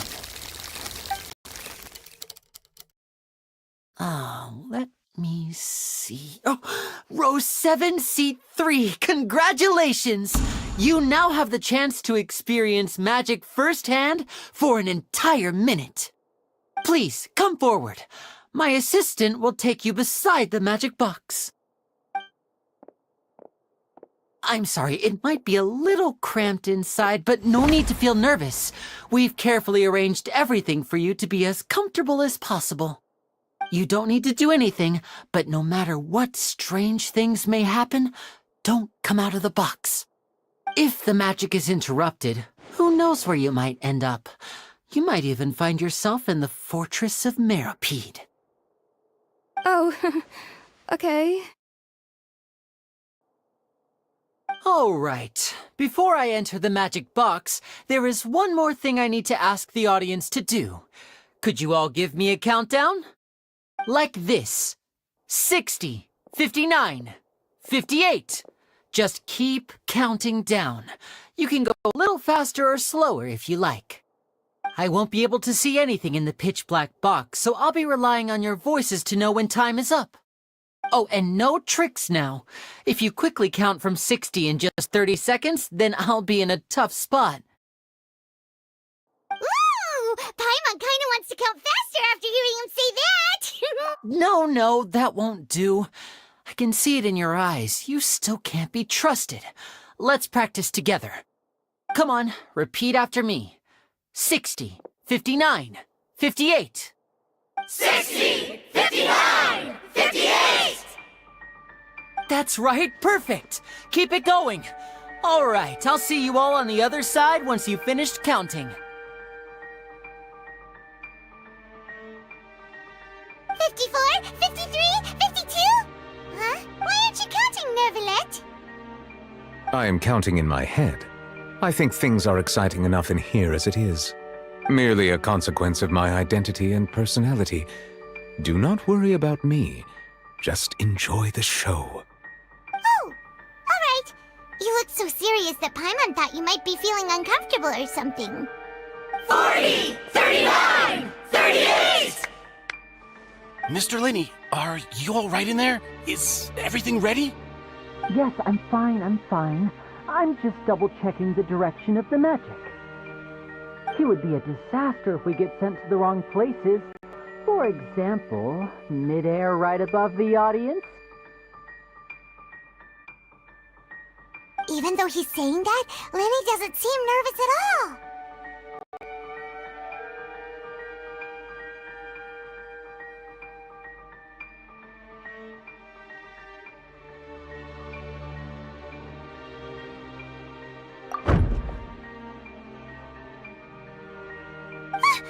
What was that noise? Did you hear it too? Not sure. Anyway, it doesn't seem like anyone's worried about it. 25, 24, 23! What's wrong, Mr. Linney? I can still hear you moving in there. I seem to have accidentally knocked over a decoration. I'm trying to fix it, but it's pitch black in here. I can't tell left from right. Never mind the decorations. There's no time for that. The show is what's important. No, that's unacceptable. I want my show to be perfect. Don't worry, we still have 20 seconds. Hear them counting? 19, 18, 17! It seems things aren't quite going as planned. I apologize, everyone. It feels like you're all starting to count faster, but that's all right. I know it can be tiring to do such a long countdown. 10 seconds and change is still plenty of time. 10! Almost there now. Whew. Swapping two people is harder work than you might think.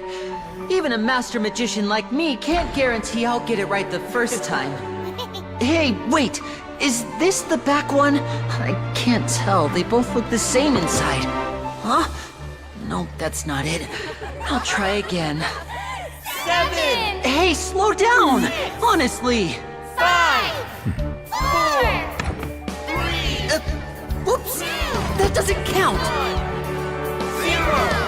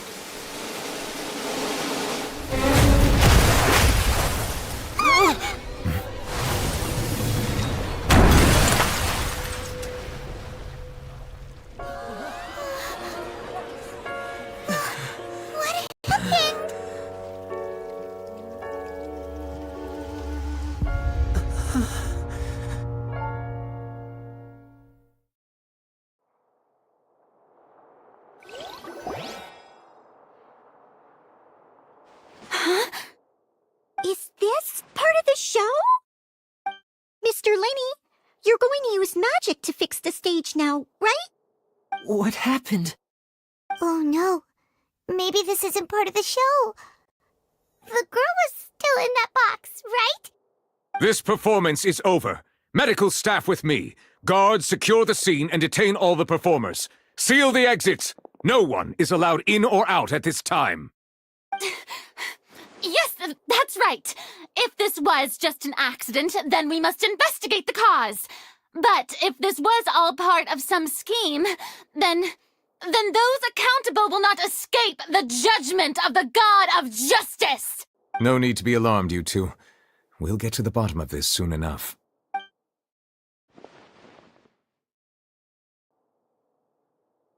Unfortunately, the person who is in the magic box has been pronounced dead. His name was Cowell, one of the assistants in Linny's magic troupe. Apparently, the fireworks on stage ignited the ropes that were suspending the water tank, which then caused the tank to fall onto the stage.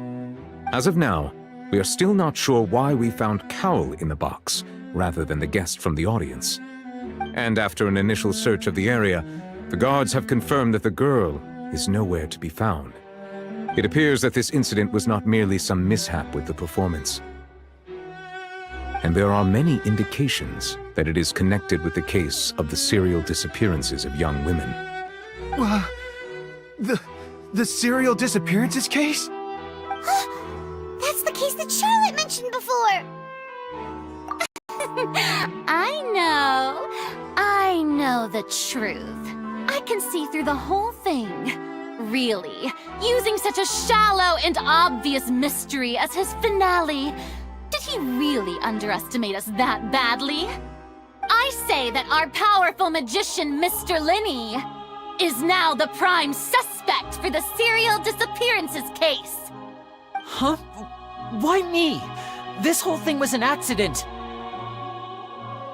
No, this all occurred during your magic show, did it not? The missing girl disappeared after being chosen, did she not? The deceased is one of your assistants, is he not? Now that I think about it, that whole speech about magicians making things disappear was nothing more than a provocation, a bald-faced challenge. That can't be right! How could Lenny do this? He was in the box on the stage the entire time! We can even hear his voice! Besides, before the show, he told us that he would like to catch the criminal behind the disappearances! He couldn't possibly mean catching himself!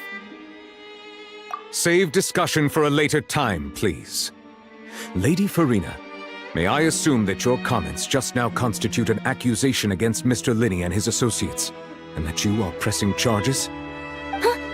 I just think that I think it might be a little early to talk about formally pressing charges. But what Lady Farina said just now makes perfect sense. Looks like she's gonna personally deliver justice. A kidnapping and murder carried out under the cover of a magic show. Lady Farina said it all. I mean, of course, my dear people. But what excites me even more than the obvious truth before our eyes is the opponent I'll be facing. That's right. I mean you, Traveler. You'll support Lenny, won't you? After all, he was the one who helped you the first time we met. Then there's no problem at all. You know, the Traveler and I already had a duel the first time we met. But with Lenny's help, our little duel ended in a draw. But draws really are the most boring possible outcome. So, no more draws. Between the two of us, there must be a clear winner and loser. And what better place to hold such a riveting showdown and decide the true victor than here, on the grandest of stages, the opera epiclese! It wasn't a draw. She obviously lost last time. I understand. Charges have now been pressed, and as such, a trial is in order. Well, Traveler, seems Lady Farina has set you in her sights. But putting her dramatic rhetoric aside for a moment, I would like to ask you, are you willing to act as Mr. Linney's attorney and defend him in this case? Very well. The trial will be held a day from now in the Opera House. Both sides may investigate the scene to build their cases and search for the truth. Linney and his troupe are all potential suspects and shall remain within the Opera House. The audience may begin to leave in an orderly fashion once they have been cleared by the guards. A day isn't that long. Let's see what kind of case this big-shot outlander can build in such a short amount of time. I'm really quite looking forward to hearing it.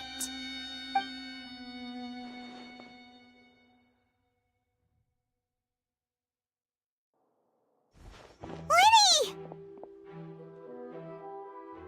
Sorry about everything that happened just now. Were you frightened? Of course! Who wouldn't be scared after witnessing an accident like that? Yeah, I'm a little shaken up myself. How could this happen? And poor Cal. I know you already claimed that you would defend me, but now it's just us talking. Tell me, do you think I could possibly be the murderer?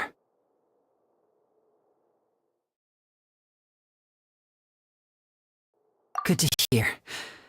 Thank you so much for trusting me.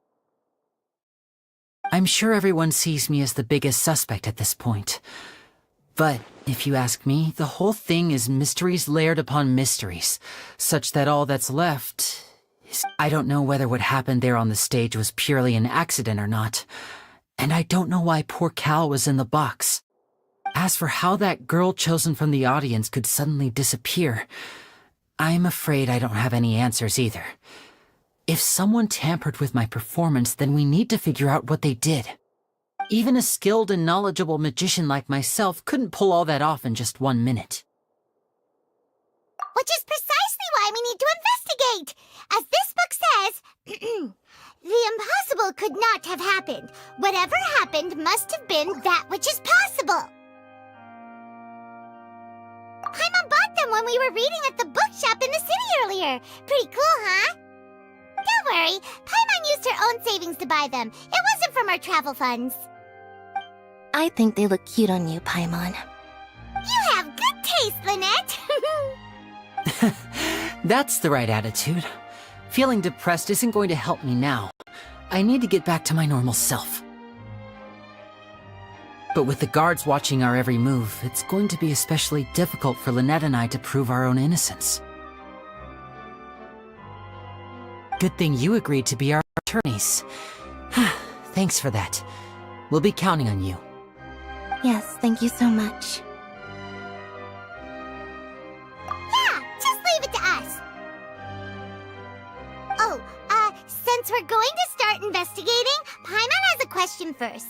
Where did Lynette go during the performance? Ah, well, I'm afraid that would involve some of our essential trade secrets as magicians. The secrets behind our magic are past saving, Linny. I suppose you're right. The truth behind our tricks is going to be important evidence that will be weighted during the trial. 'Tis truly a pity. As a magician, our magic show is a work of art. We've poured countless hours and spared no effort in perfecting it. But if revealing our secrets will help you uncover the truth behind what happened, then it will be well worth it. We should go somewhere else if we're going to discuss our magic tricks. We'll go speak with the guards, and in the meantime, you can go investigate the stage and the seating areas. Alright, let's go have a look while the investigation teams are still here. Detective Paimon is on the case!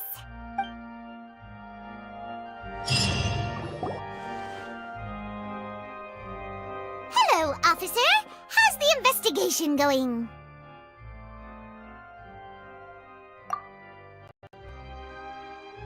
Ah, I see. You must be the traveler that Lady Farina mentioned. Listen, I'll be perfectly honest with you. I'd avoid getting mixed up in this whirlpool of a mess if I were you. Huh? What do you mean? Come with me and see. This is one of Linny's assistants, named Cowell. Even though he hadn't joined the troupe long, he was hardworking and everyone generally liked him. The assistants are usually in charge of setting up and inspecting the props, as well as assisting with the show and keeping the crowd engaged. As you probably saw when you were in the audience, the water tank suddenly fell and smashed the box with Cowell inside it. This is the real mystery. We've already searched the scene and were unable to find any traces of the girl. However, if you look carefully, the box was positioned directly under the water tank. The ropes holding the tank were then burned by the pyrotechnics on stage, causing them to snap. All these factors lining up so perfectly makes it hard to see this as a mere accident. If anything, the more logical explanation is that the whole incident was intentionally planned, and Linny is the most likely person to have access to all these areas. But he doesn't have a motive! Are you both good friends of his? Well, you can't say we're good friends, but we've known each other for a little while. So in just a short time, he was not only able to win your trust, but even convince you to act as his attorneys. I know there's no such thing as magic. The real trick of a magician is holding the audience in the palm of their hand. I've seen a lot of cases, and I can tell you that people are the least reliable kind of evidence. Sorry, I tend to be pretty straightforward. Just know that I'm warning you for your own good. Anyway, you may investigate the scene of the crime yourselves if you're curious. Who knows, maybe you'll be able to come up with some new evidence.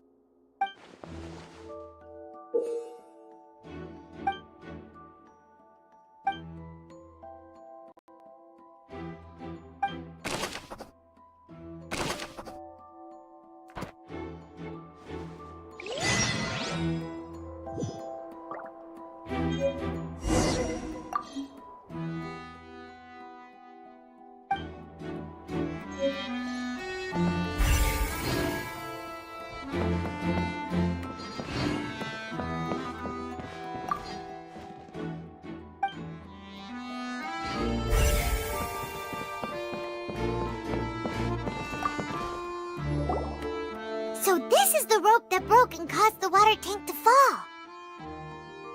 The rope looks pretty durable. How can it be burned through so quickly by fireworks? Why are you suddenly so serious, Traveler?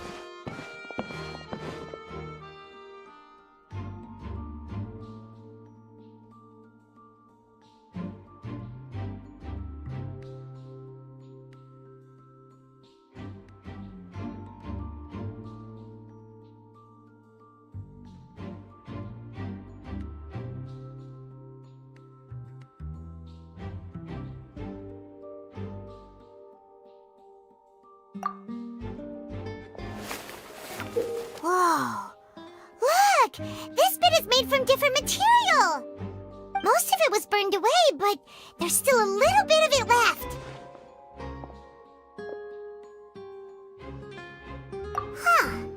So if a rope meant to hold something was made with that kind of material in it, then that means... Wait!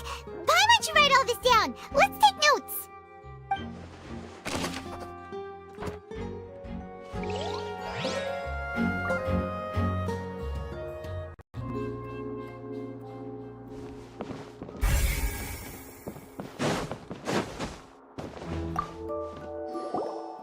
Hello there!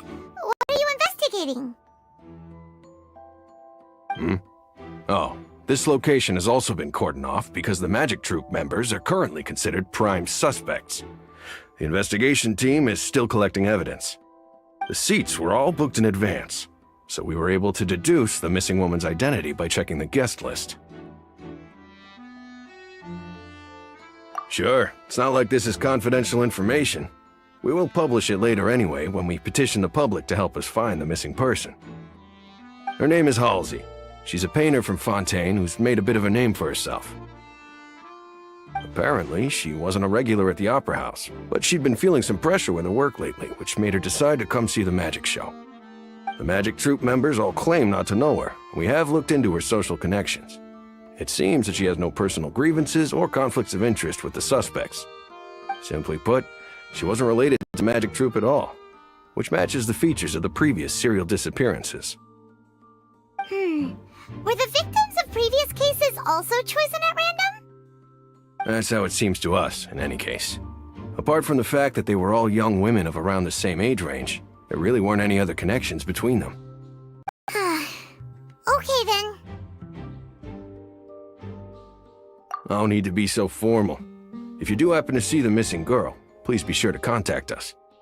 It is of utmost importance that we get to the bottom of these disappearances.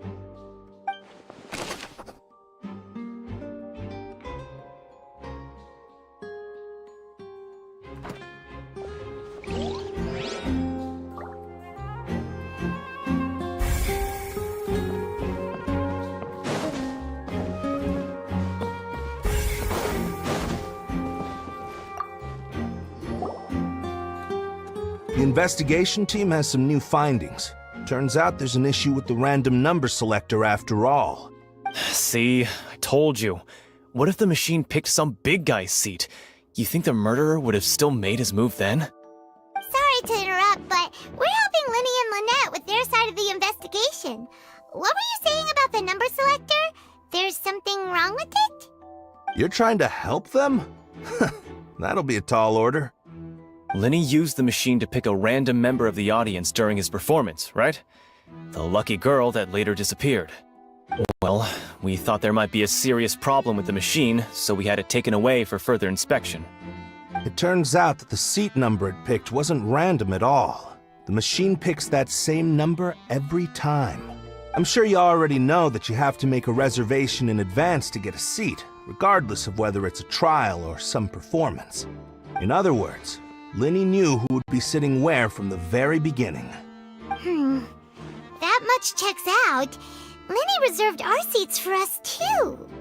Bet you see why I was saying it'd be tough to make a case for Linny. Even though it's bad for Linny's case, Paimon had better write it down.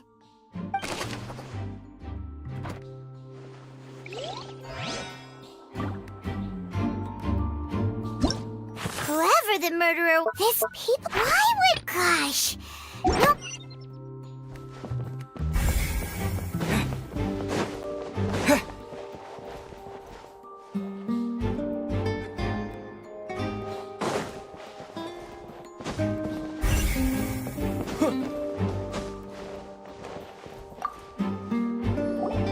I see that you're investigating the area.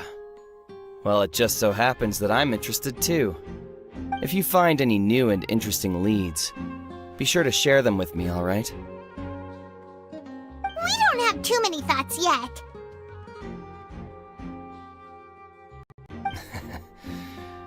Then why don't I tell you my hypothesis first? The way I see it.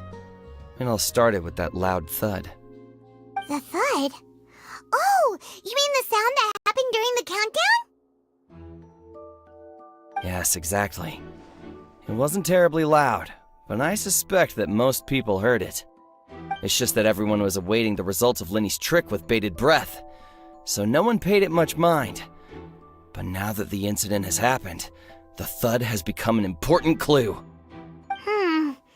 That makes sense. So, what do you make of it? I'm of the opinion that it may have been the sound of Linny's accomplice.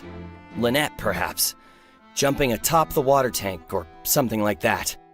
And when the pyrotechnics went off, she cut the rope, sending the water tank crashing down. But wasn't the noise we heard too loud for that? Perhaps the balance wasn't right, leading to a particularly rough landing. Oh, that's true.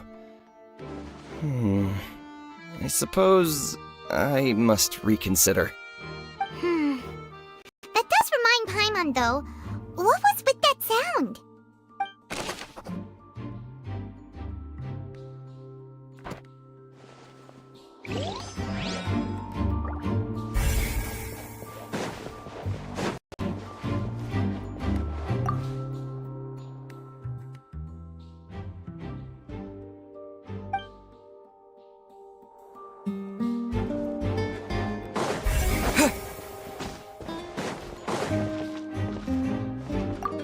Lenny's still talking to the guards. It seems he'll have a lot of explaining to do. I think someone will be assigned to monitor us later, but that's alright.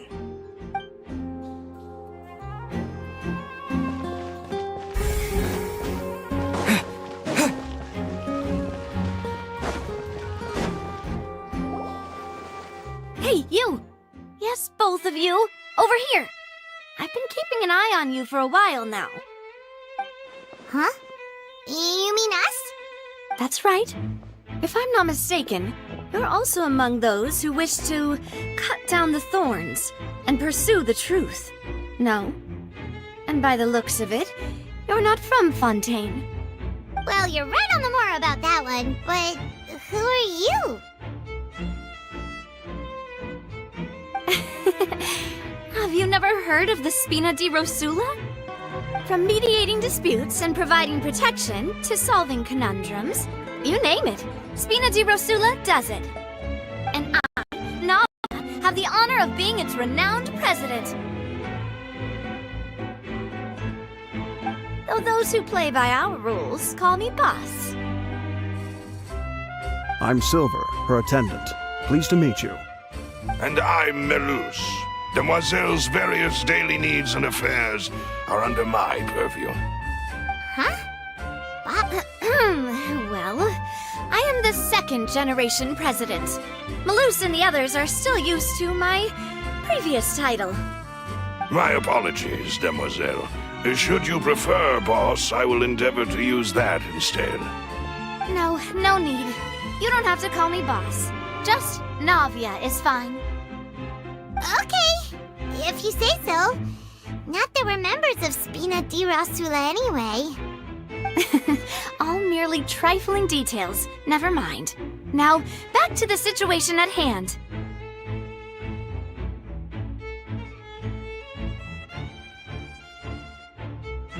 That's right.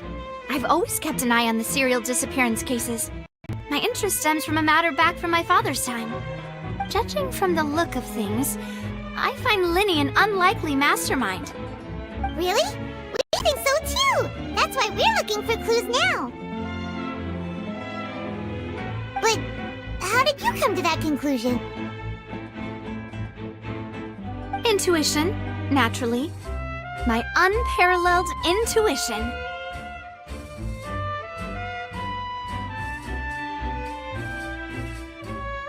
Farina sure was quick to point the finger at Linny without any decisive evidence whatsoever, wasn't she? But that's not uncommon for her. If you remember, the Justice had to interrupt her and ask if she was pressing charges just to keep her from getting carried away. Anyway, a trial begins the moment someone levels charges. And, of course, there was no way Farina was going to back down in that situation. Sounds more like you just don't trust the Hydro Archon. Well, what's your opinion? I must admit that she can be interesting at times, but liking her doesn't mean that I'll blindly agree with her. All right, I've answered your question. Now, it's time you answer mine. Wait a minute! Did that answer count? Well, I say it does. But don't worry, you won't hear any pointless questions from me. In your opinion, do you think it's right to treat a trial like it's an opera? Well? And why would that be?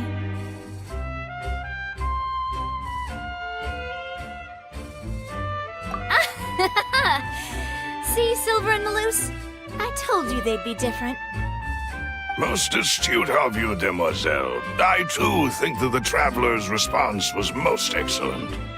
No matter how wonderful the script or how fervent the audience's expectations may be, the trials that go on stage here must be based in fact. And if that can be done, boss, then... All right, that's quite enough, Melus. Anyway, I like your answer. You pass with flying colors. Now, I need to make some preparations, following which our joint investigation shall commence. You two shall be my assistants. Wait! Since when did we become assistants? Oh, well, I can be the assistant, sure. Or or your companion if you like. I'm really not that fussy. That's more like it. Far be it from me to brag, but I believe that Demoiselle's intuition will be instrumental in uncovering the truth. You wish to save a friend from false accusations, and we wish to unravel the disappearances. In this sense, our goals are aligned. You have a point. You're quite the talker, aren't you, mister? And what about you over there? What do you think? You seem like you've got something on your mind. I have nothing to add. Oh, all right then. We'll be making some preparations first. Just be sure to let us know if they start revealing Linny's tricks. Thanks!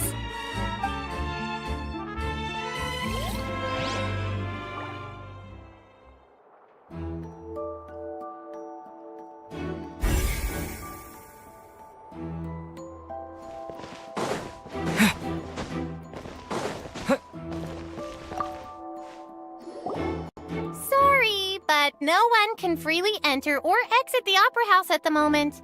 If you wish to leave, you must register your identity with us first. No, we're not leaving. We're representing Linny and Lynette as attorneys, so we're investigating the case. Were you always guarding this entrance? Yes, after the Chief Justice gave the order, everyone coming in or out must undergo a strict inspection. So, the missing girl couldn't have left from here. At least, not from that point on. I doubt there was much opportunity then, either. How can you be so sure, Well, because I was in charge of security near the entrance at that time. I couldn't see Linny's performance from here, which was quite a shame. Just my luck.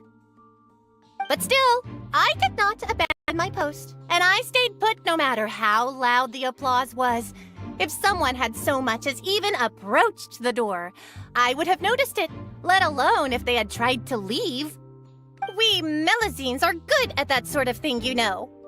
So, it's safe to say the girl couldn't have left through here. Alright, thank you for your help. This'll be useful info.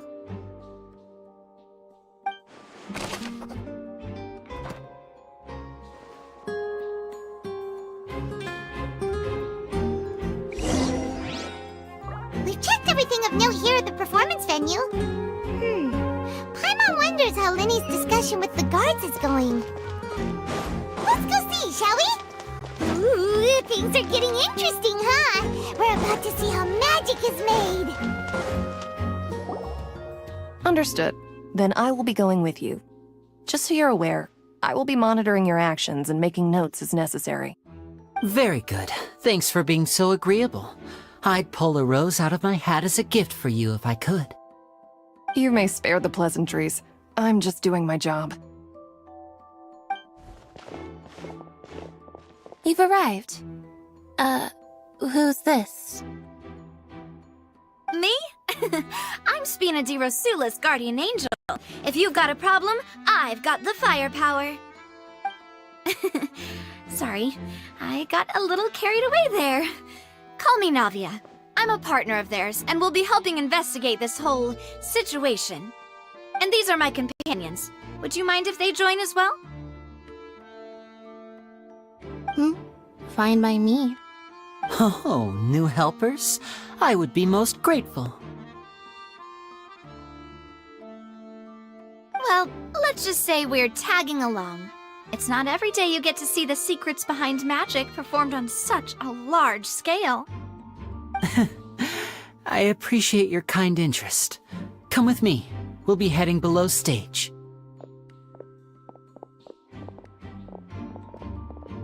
Huh?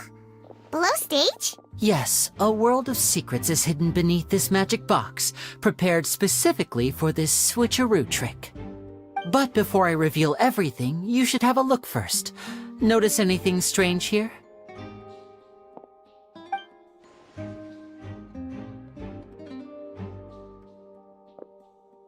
I'm not trying to be dramatic. Remembering the details of a trick will help you understand the methods used to perform it more easily. Huh. there balloons and other decorations here? Where'd all that go? Ah, good eye. That said, you're still far from discovering the answer. The back? You mean the inside of the door? What's different about it? Paimon didn't notice anything. Very good indeed. I thought you might not be able to catch that, given that you were sitting in the first row. The back of this door was patterned. Those patterns are now gone, replaced by a smooth wooden board. So, if you put 2 and 2 together, what do you get? Exactly. All right, let's go. I'll tell you how it works as we head down.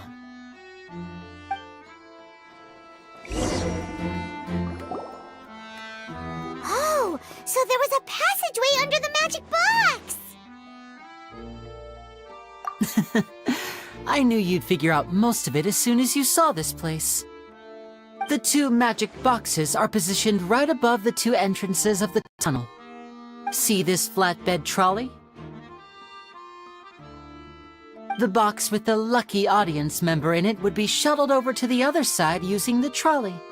This trolley can raise and lower and even rotate, ensuring that the box will face in the right direction. I see. So that's the purpose of the box inside another box.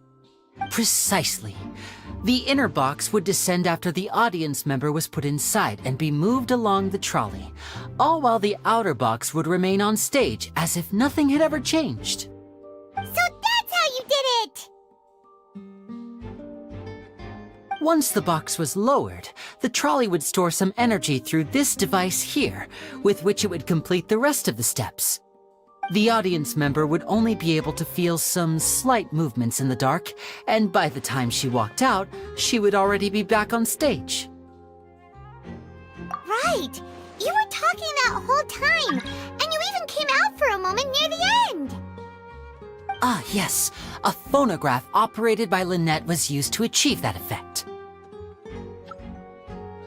My assistant and I had already scripted our conversation beforehand. When the countdown began, I had already gone to the opposite box via a tunnel using that ladder. And what about Lynette? Where was she? I was in the mezzanine space in the back of the box.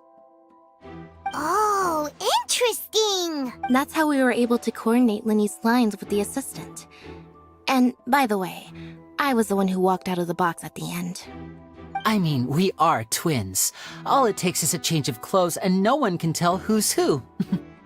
And that's my favorite part of this trick. Only Lynette and I can perform it.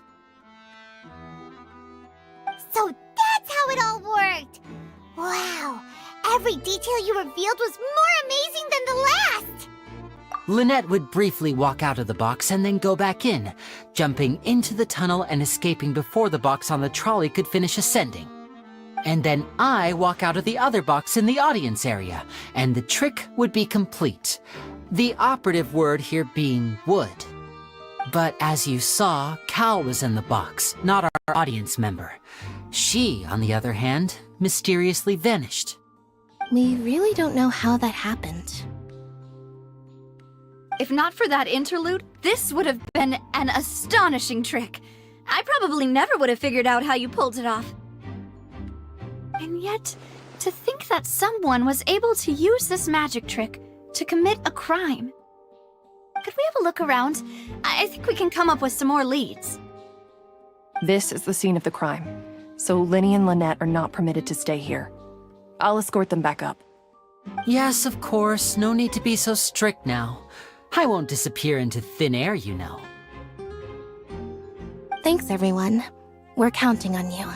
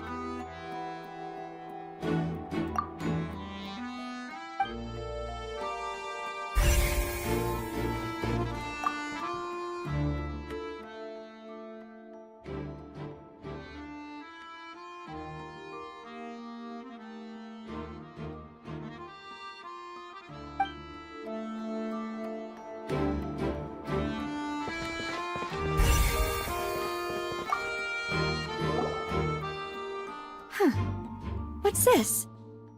Looks like a hook tied to the end of a rope. Huh? There's all kinds of odds and ends here. Perhaps it was a prop for a different trick. But why would it have been left here? Whatever it is.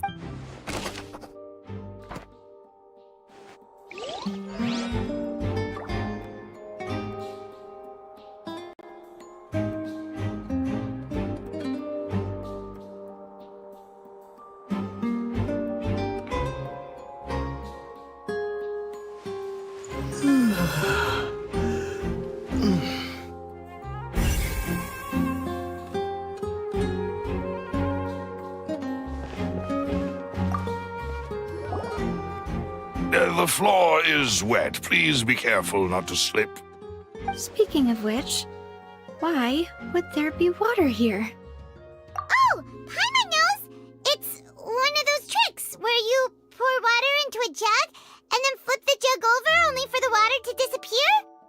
And here's a broken vase! Huh. Did the...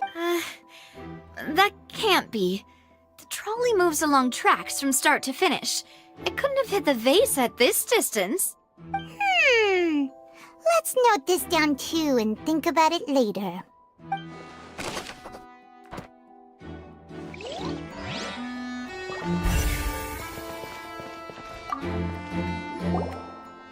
Oh, these are the clothes that the lady chosen from the audience was wearing, right? Her clothes are here, but she's nowhere to be found. Right!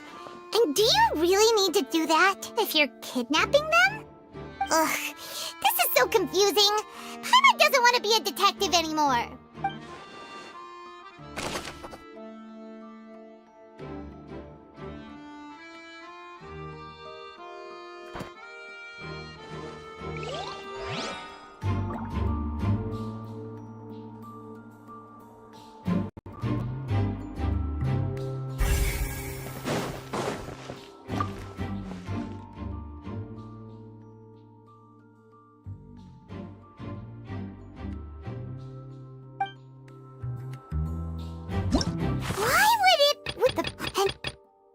A tunnel just for a...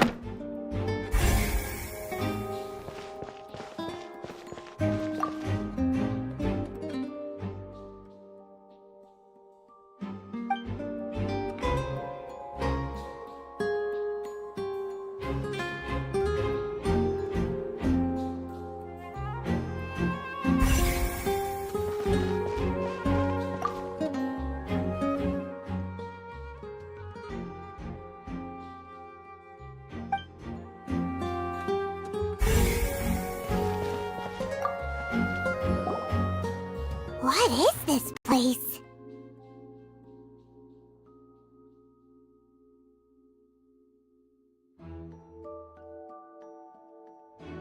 It seems someone could fit through here. Huh. Could this have been the suspect's escape route? Alone, perhaps. But if they had to pull another person with them, this space would be too narrow. But there are no other ways in or out of here. Oh, you're right! Let Paimon write that down.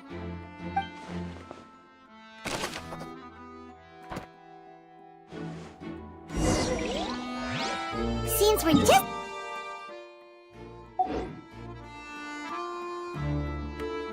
Yes, let's head back up.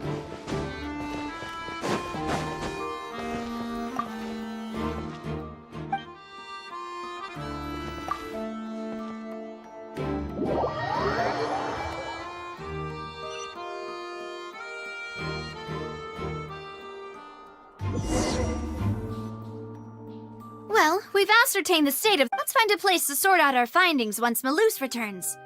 It seems to me that there are several things that don't add up here. Apologies for the wait, demoiselle. So, what did the guards say? Did the criminal escape through the vent? They believe the odds of that are very low, since the vent leads to the Opera House's basement. The guards have checked the area carefully. No one left through the basement during the performance or after the incident, and no one was found hiding there. So the tunnels become like a secret chamber then. You know, like the kind you usually see in novels. The plot thickens. Halsey's disappearance and Cowell's death are both quite inexplicable. No wonder Farina was so confident in her accusation. All the current evidence points toward Linny and Lynette. In other words, the charges are very likely to be upheld unless we make some considerable progress. Charges and then trial. So if the charges are upheld, they'll announce a sentence? That's right. This is how a trial goes in the Opera House. During the proceedings, the Chief Justice and the Oratrice will hear statements from both sides. That's right. This is how indemnitium is produced. The statements from both sides, the defenses from attorneys, witness testimonies, and even the audience's emotions will all be projected on the Oratrice. To put it simply, it's as if the Oratrice has its own will, and is a judge in its own right. This also precludes any kind of favoritism on the part of the Chief Justice. And not that this has ever happened anyway.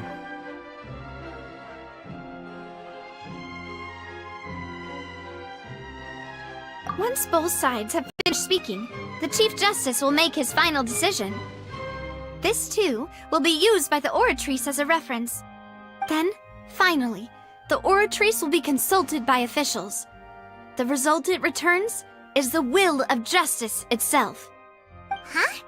So that machine is the one that actually decides? Paimon thought Neverlet called the shots. In practice, there is very little difference. Both have always come to the same judgment, which is why people have great faith in the Chief Justice. Ah, yes, the guards also asked me to convey that none of us will be allowed to leave this place before the trial. Huh? Why?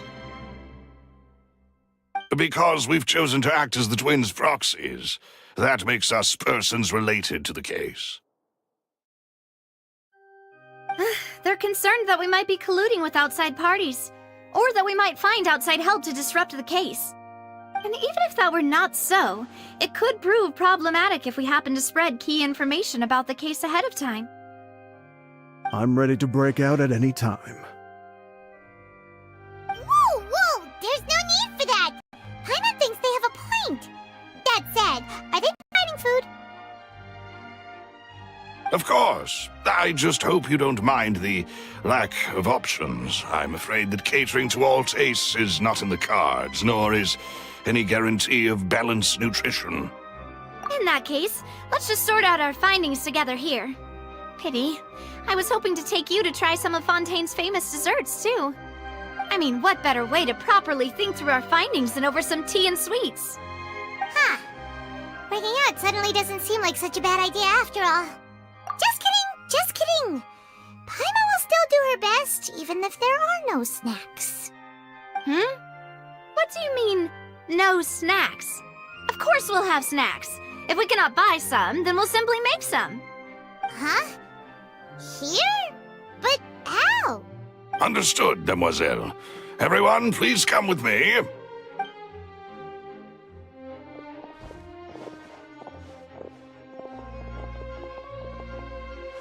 Wait, you're carrying a portable stove with you? Yes, I must be prepared to meet the Demoiselle's baking needs whenever the fancy strikes her. I have eggs, sugar, and almonds at the ready.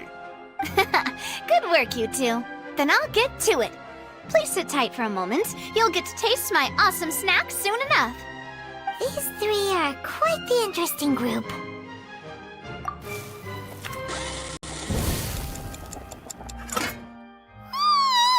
And Paimon thought it smelled good while it was still in the oven! Oh, it's even better now. Paimon can't stop drooling. From the way you had these two guys carrying all that stuff around, Paimon thought you'd have them do more during the baking process. But you ended up doing the entire thing by yourself! Beating the egg whites, grinding almonds, everything! I was applauding. And I was giving encouraging smiles. Paimon was just thinking, aren't you worried about getting your fancy fancy dress dirty beating egg whites and baking like this? Well, I don't think it's carved in stone anywhere that fancy ladies can only read books, sip tea, ride horses, and play the piano. I just really enjoy making snacks. Don't underestimate beating egg whites, by the way. It's a real arm workout. You also need to beat them to just the right consistency, or your macarons will crack. Anyway, give these a try, fresh out of the oven. There's 3 for each of us. Only 3? Well, eating too many sweet treats might send all that sugar to your head. You wouldn't be able to think clearly about the case on a sugar rush, would you? Tea is ready to be served as well. This is Demoiselle's favorite, strong black tea with a floral fragrance that clears the mind and lifts the spirit. No need for concern, I'm merely doing as I should.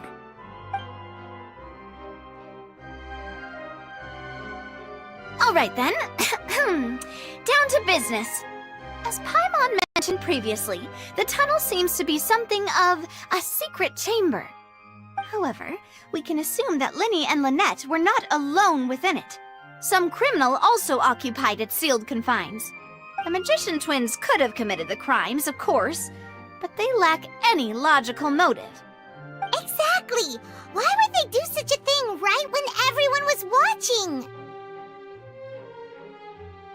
The flower vase and the thud we heard during the performance could indicate some altercation between Halsey and the criminal in the tunnel, resulting in the shattering of the vase, the discarding of her clothes, and her abduction.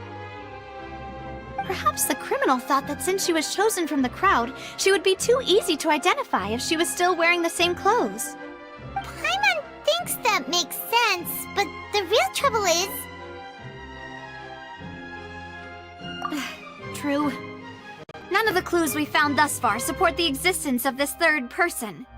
But the only people left to consider are both technically victims, whether it's the missing girl, Halsey, or poor Cowl. Huh. Could Halsey have secretly made modifications to the magic props in order to murder Cowl before making her escape?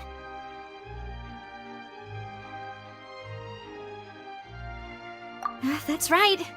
And even if she had tampered with the setup, she would need to understand the entire trick to pull it off. Nor does she have any motive. The guards said that she has never had any dealings with the Magic Troop's members. Were we not thorough enough in our search?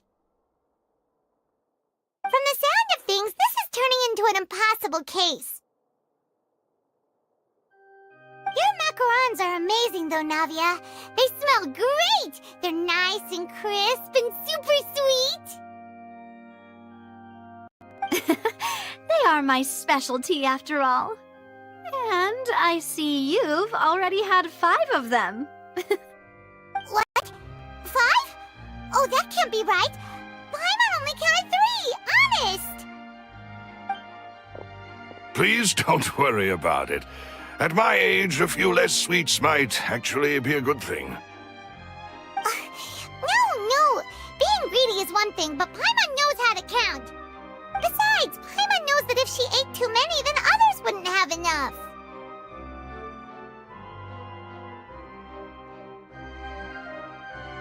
Wait, even you don't believe Paimon? If Paimon ate those 2 extra macarons, then may they turn into stone in her stomach! All right, we get it. Well, I suppose one of us might have gotten too engrossed in our chat and eaten them by mistake. No big deal. Balloose, set up the stove again if you would. Huh? What are you doing? Making sure everyone gets 3 macarons, of course. Exactly. We don't want to trouble you. As you wish, Demoiselle. And I have the egg, sugar, and almonds. Well, this really is your hobby, huh?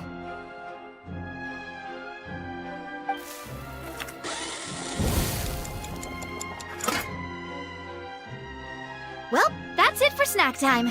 I'm going to have another look around the area. I don't know what we're looking for yet, but we've still got some time. As attorneys, I suggest the 2 of you think the case over again. It would be awkward if you got all tongue-tied on stage during the trial. Alright, thanks for your help, and for the snacks. It was nothing. A small task for the Spina di Rosula. Silver, Malus, it's time to go. I'll be back if I find anything new.